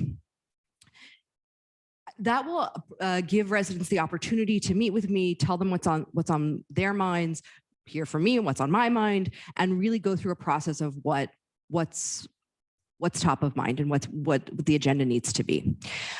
There are some things that are beyond the district that need to be prioritized because they're important citywide issues. For example, there's no shoreline in District 3, but with sea level rise, we know that as a city, we need to tackle our shoreline. So I think that making sure that there's an open line of communication, communicating that some issues are top city issues and some issues are more neighborhood in nature will be key to the success here. But it's going to be a process by learning. Thank you. Thank you. Next is Lisa Dias-Nash. Thank you. I have heard this complaint all over District 1 when I knock on doors, when I hold coffees. I was just up in Baywood Knolls a couple of weeks ago, and a family lived on Oregon Avenue, and they said, look at our street. We have been waiting for 20 years for this to get fixed. If you get down closer to downtown, you guys get your streets repaved all the time. This isn't fair. And the way that I would deal with that is with data. I'm a consumer marketer by trade. I look at data to see the impact of my actions and where we go. So I'm also a member of the Measure S Oversight Committee, where we are rebuilding the 31 miles of failed streets. And Public Works is determining which are the worst streets and how do we do it. I'd also look at the data when it comes to traffic accidents. I think it was very smart to change our approach to work on areas that had higher traffic accident incidents than just doing one project per neighborhood. So data drives decisions. It's also very transparent. Thank you. Next is Rod Linares.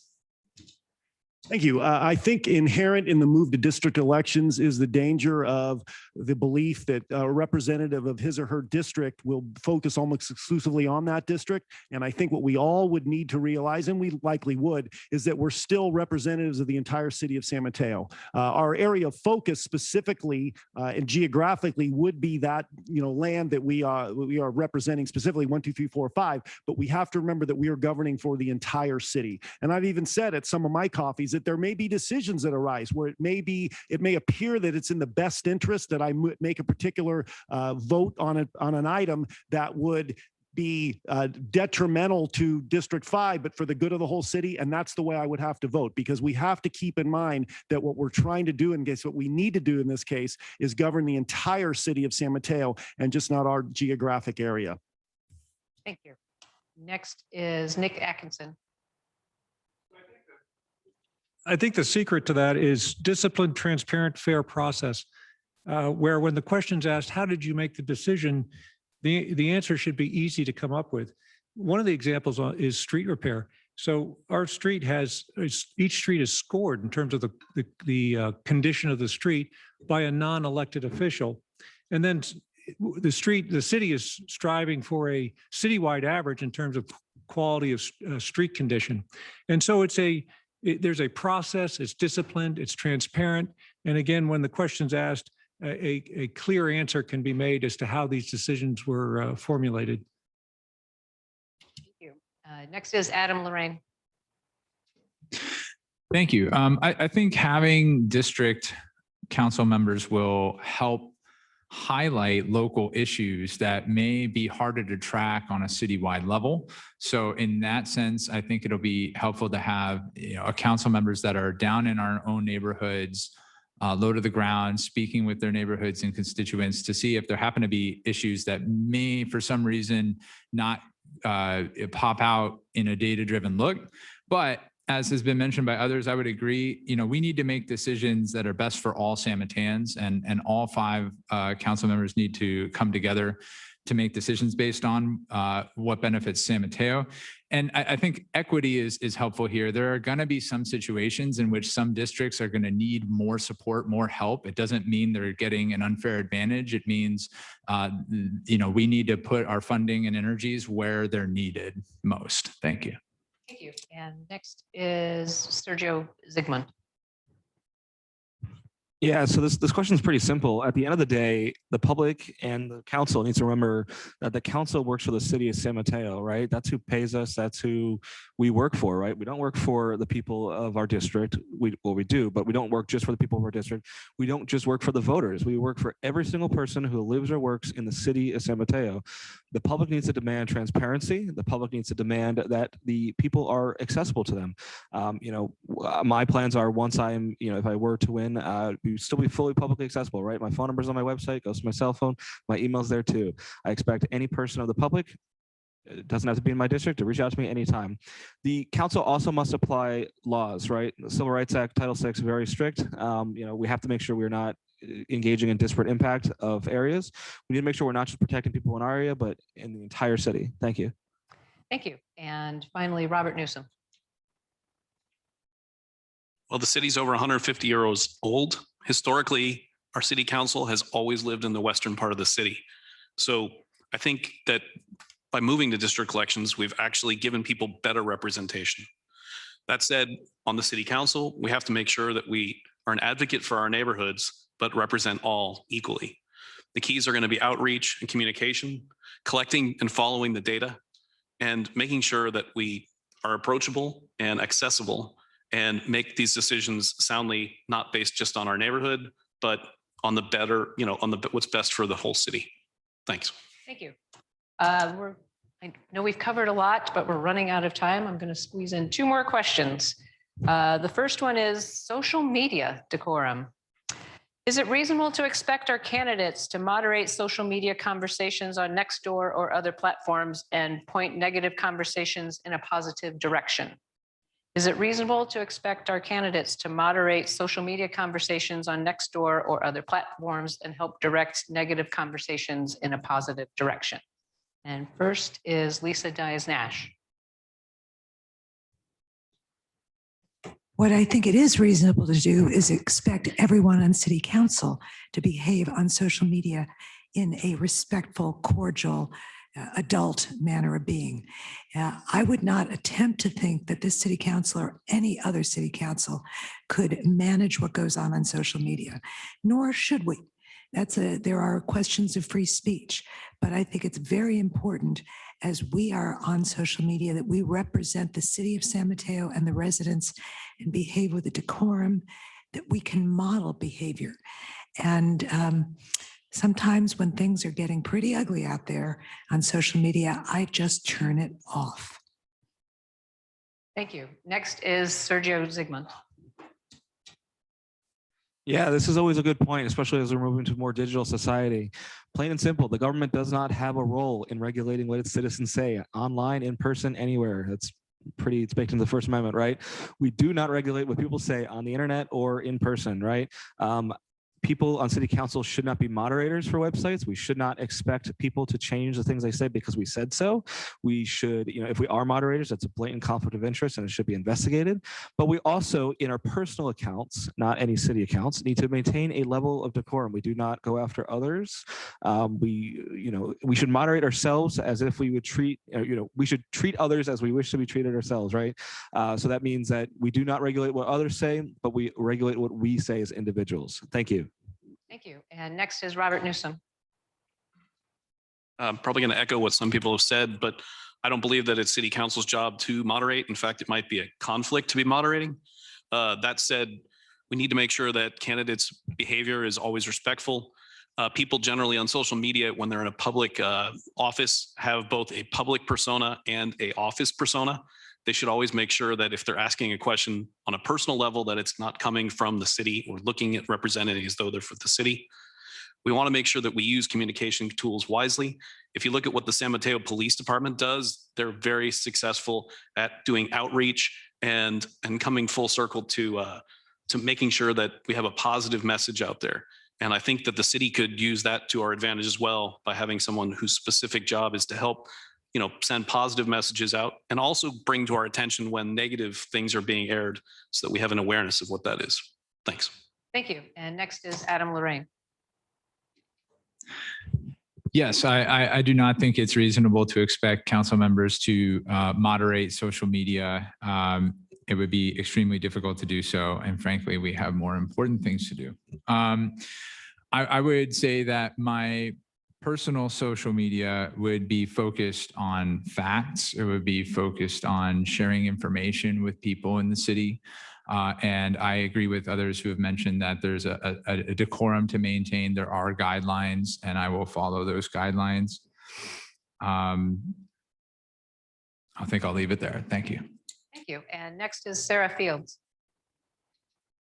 Yeah, it's not the responsibility, nor is it reasonable to expect a council member to moderate or kind of give direction on social media. However, I do think it is the responsibility of a council member to behave in a way that is becoming of a council member on social media. Unfortunately, in recent times, we haven't always seen that, but I would expect that. I also think it's important to note that, social media, it can be a tool for good and it can be a tool for something kind of ugly. And I want to commend, the city of San Mateo has actually done a very good job of utilizing social media to promote our general plan, especially when a lot of the meetings were held in the virtual space, and promoting community events. Like this one. Thank you. So I really want to emphasize that there's really a force for good within social media. It's a way to reach voters, constituents, residents, and I want to make sure that we're continuing to use our social media presence for good, and not for rumor or misinformation. Thank you. And next is Rodlin Harris. I would actually draw the same distinction that Sarah just did in terms of the supporters of a particular candidate and the candidate / council member, him or herself.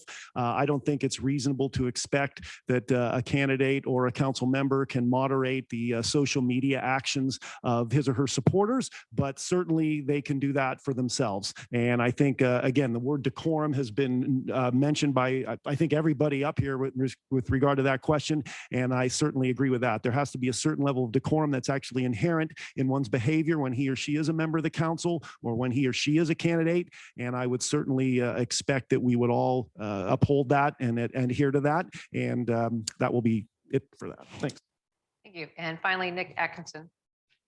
Yeah, I agree with what's been said previously, which is city council can't police social media.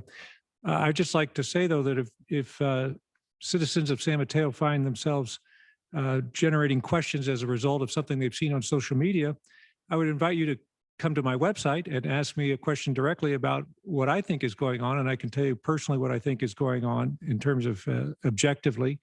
That is an access I'd like to continue as a city council member. Thank you.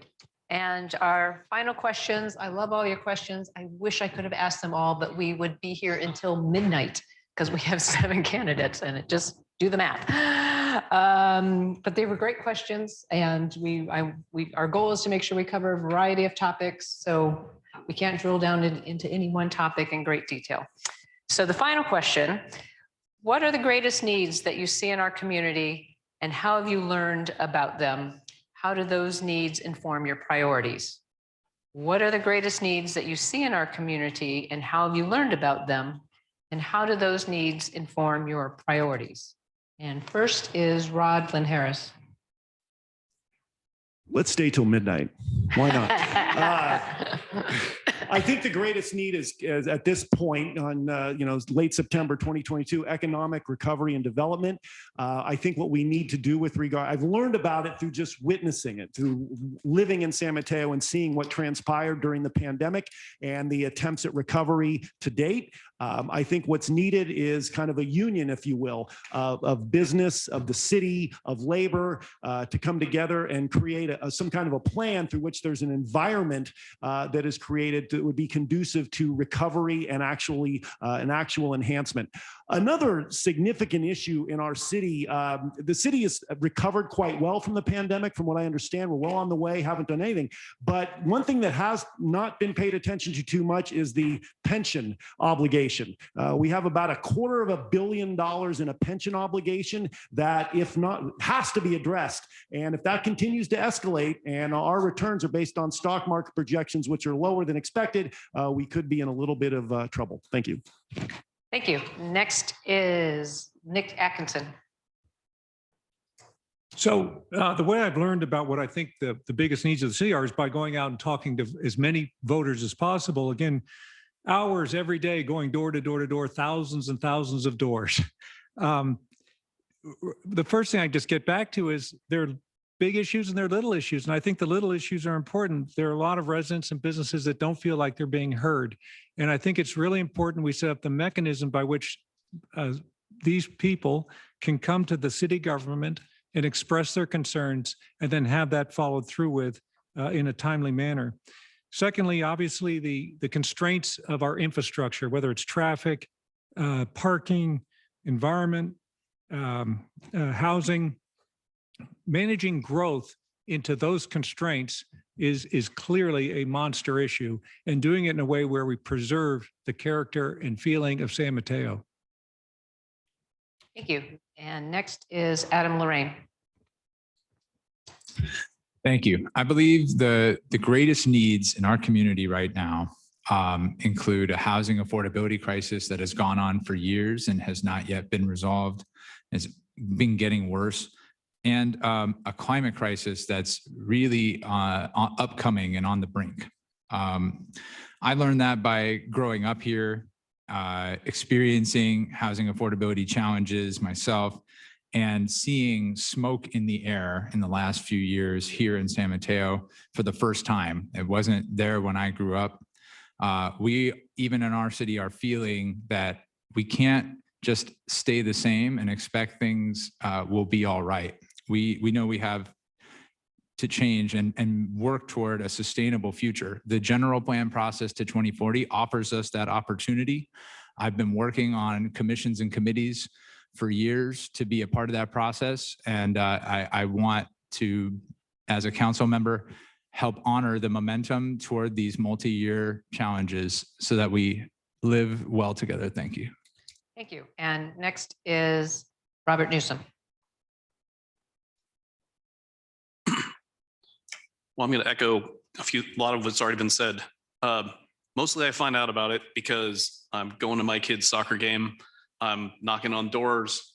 I am holding coffees every weekend and having people come out and tell me their concerns.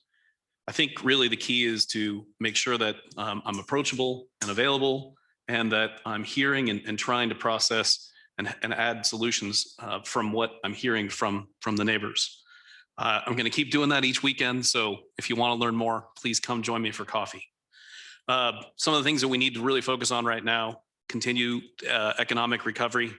We have several new developments that are not at capacity. They're way under market capacity, and the mixed use spaces are all empty as well.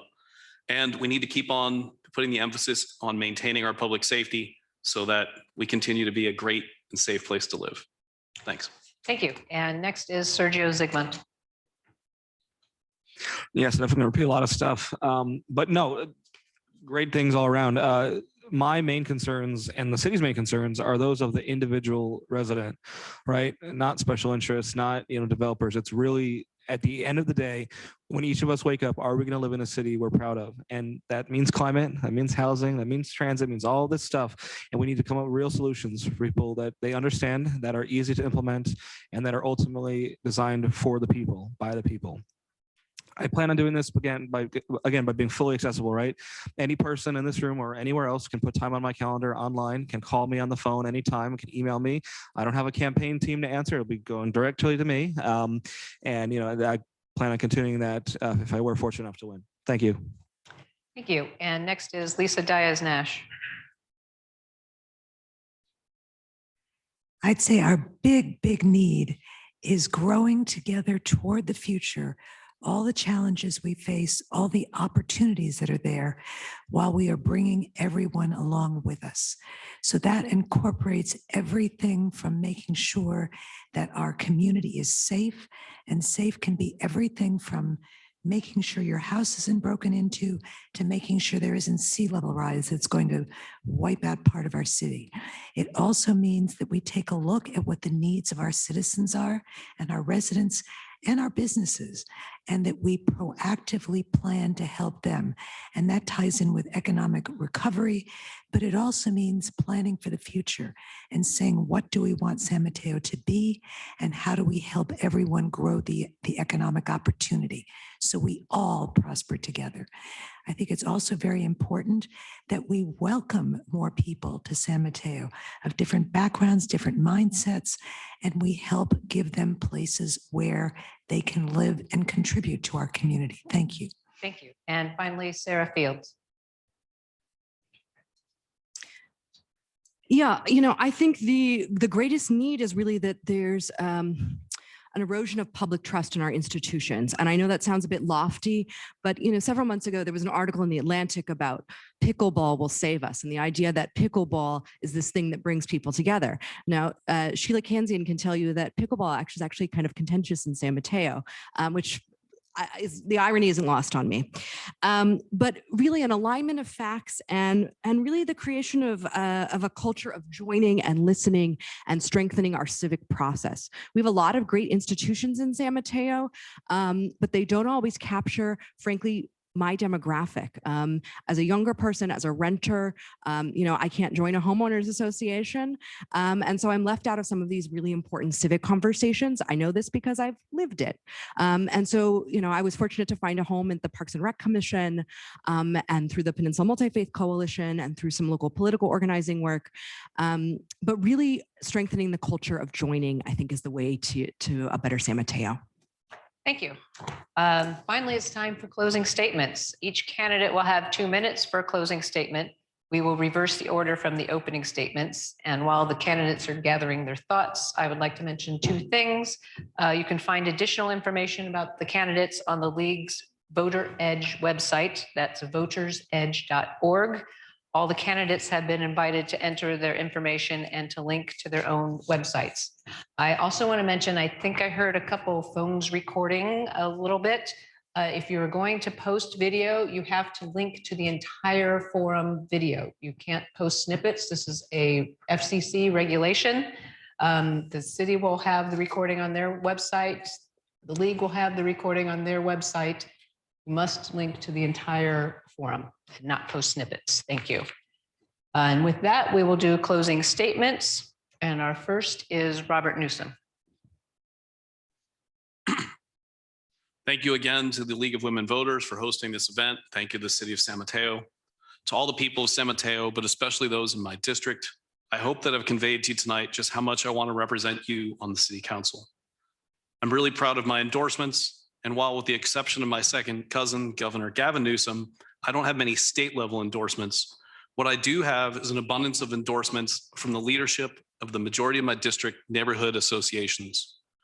I'm supported by people who live here, people like retired Senator Jerry Hill, County Supervisor Carol Groom, who herself is a District 3 resident, Councilman Eric Rodriguez, former Mayor Maureen Frechette, a longtime and soon returning Sunnybury resident, former Mayor and neighborhood leader Claire Mack, retired Police Chief Susan Mannheimer, and retired Fire Chief John Healy, and several others, all with close ties to our neighborhood and our district. I'm from the neighborhood. I know intimately what the neighborhood by neighborhood challenges are in our district. And while I might not have an educational background in poli-sci or city planning, what I do bring to the table is the ability to lead people. Through my over 30 years in business, I've worked with people of different ages and backgrounds. and I've honed being able to listen to people with varying viewpoints and opinions and to work with them to build consensus. We will be an almost entirely new council after November 8th, and I think that my leadership experience is something that our rookie council will need. In closing, if you'd like to learn more information about my stance on any issue, please come and join us at any of our neighborhood coffees, which we're hosting every weekend all the way through the election. Or check out my website, which is robforsanmateo.com. Thank you again for your time and your consideration to be your local voice on the City Council for District 3. Thanks. Thank you. And next is Sarah Fields. Great. Thank you again to the League for putting this on and for city staff for being here. I do, like I said, I've brought the education, professional experience, and community-focused work to this position. I worked in the California State Legislature and understand the way the state budget and state legislative process is meant to work.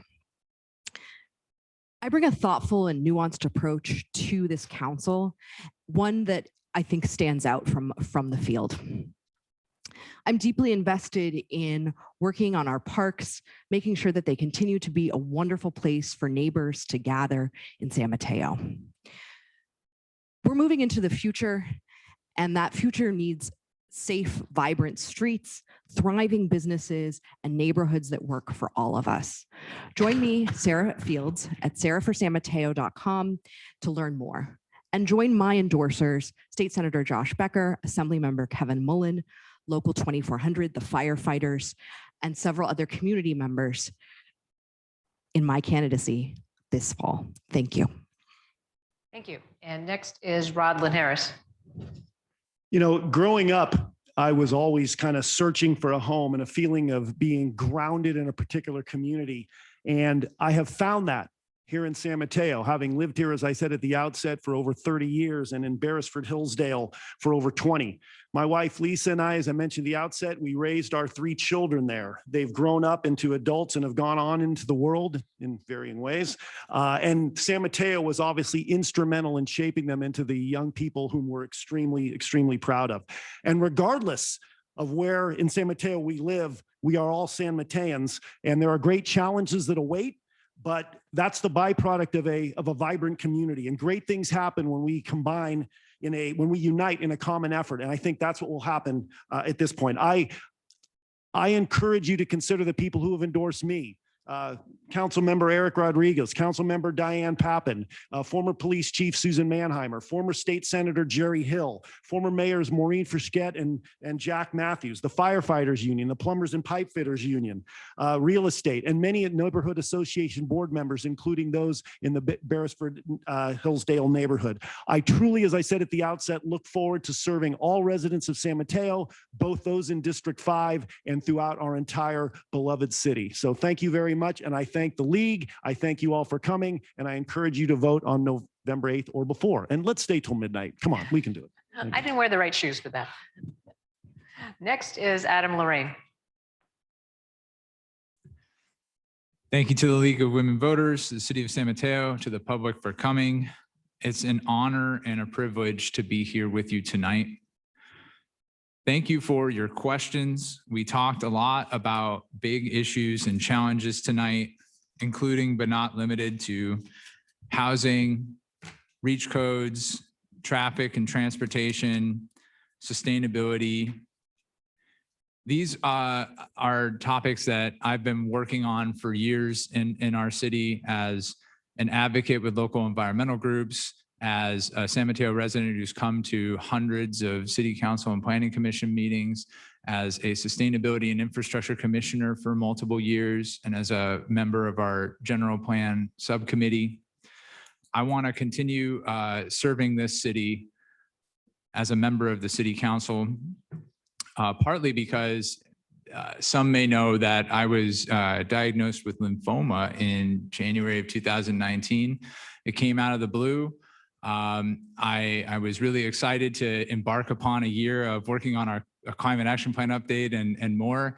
And as I sat there at the doctor's office, I was wondering, have I done enough for our city? Have I done enough for, in service? And I thought, well, if I get a second chance at life, which I thankfully did. I've been in remission for since June of 2019, then I would, redouble my efforts and commit as much as I could to serving this community and help make San Mateo and the Bay Area as environmentally sustainable as possible. So please just know that this is why I'm here tonight. This is what I want to be doing with my time. I'll be working every day to achieve that as much as possible. And I thank you for your consideration. Thank you. And next is Sergio Zygmunt.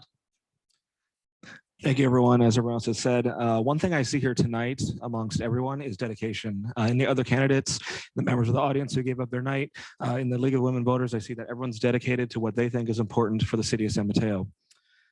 Over the next month, you're going to get a ballot in the mail or you're going to visit the polling place. And one thing I ask of you is that you demand transparency.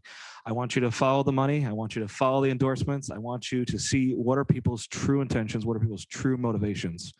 I am proud to say I have not received any special interest donations or special interest endorsements.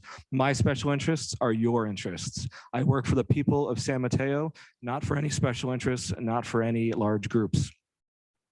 One way you can demand transparency is by, again, following the money. I publish my full tax returns online and all financial documents are available online on my website. You can also talk to every individual person, see where they're really standing at.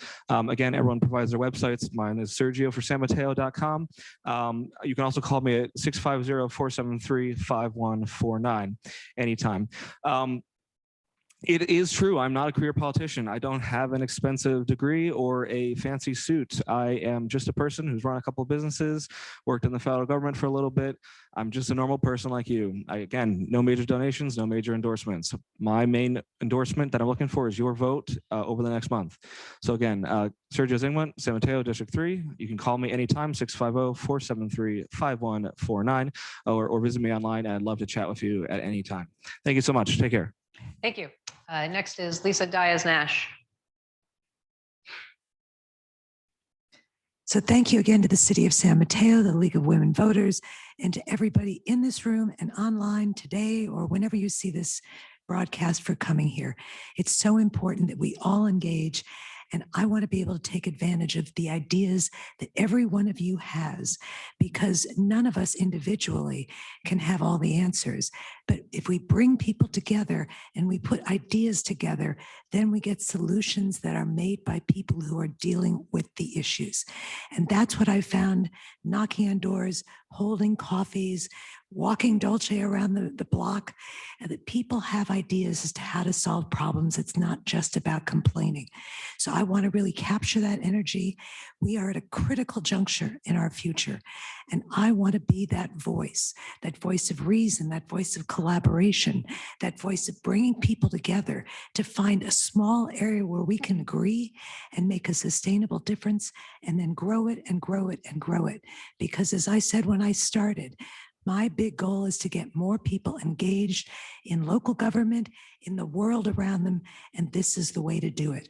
I am very humbled to have a broad base of community-based organizations and individuals endorsing me, and I am most proud of the fact that the heads of all the neighborhood associations in District 1 and many, many, many individuals in District 1 have endorsed me, are volunteering for me. And I would be so honored to have any or all of you come out to a coffee, to knock on doors, to make calls, to write postcards, because it's only by getting out and contributing that we hear what is necessary. So I see a bright future for San Mateo, and I want to be the bridge that takes us from where we are today to where we can be tomorrow, but give us a shared vision of preserving what we love about San Mateo, but being open to the possibilities of what we can be. Thank you very much. Thank you. And finally, Nick Atkinson. Thank you all for being here and paying attention and listening and being a part of this. I began work as an auditor at Price Waterhouse in the Office of Government Services in Washington, D.C. I was assigned the job to do what I could to eliminate and reduce waste in the federal government. I'm a graduate of the Stanford Business School. I was president of the Texas Southern Railroad in San Antonio, Texas. I was a managing director at Bank of America, Montgomery and Susquehanna. For the past 15 years, I've been self-employed. I'm founder and principal of Delta Investment Management. I have very deep operations and finance experience. I think that can help the city enormously. We have a great city. What differentiates San Mateo is our broad diversity and our inclusion. We see this every day downtown. It's just a fantastic situation. We want to continue to all work together to make an even more vibrant city for all of our citizens. We should be strive to be competitive not only with our sister cities of Burlingame, San Carlos, Palo Alto, et cetera, but a leader in California more broadly. So what I would seek to do is improve our look, feel, and quality of life and be at least as good as our competition. Thank you. Thank you. One final plug, the League of Women Voters is a nonpartisan political organization and membership is open to both men and women of voting age. If you are interested in helping your community with forums such as this or other activities that encourage civic education and involvement, we've got some brochures in the back of the room, plus like bookmarks with the Voters Edge website and things like that. Excuse me. Ballots will be mailed October 8th. They should land in your mailbox around the 10th or 11th, somewhere in that week. No, 11th or 12th, the 10th is a holiday. October 24th is the last day to register and get a non-provisional ballot. Note that you can still register up to the day before the election, but you will have to submit a provisional ballot. Remember to vote by Tuesday, November 8th, and encourage others to vote as well. And be sure to sign your ballot. That's the biggest reason they get rejected. Now in conclusion, it's a brave and hard job to run for office, and please join me in thanking the candidates for coming this evening and running for a seat in the San Mateo City Council.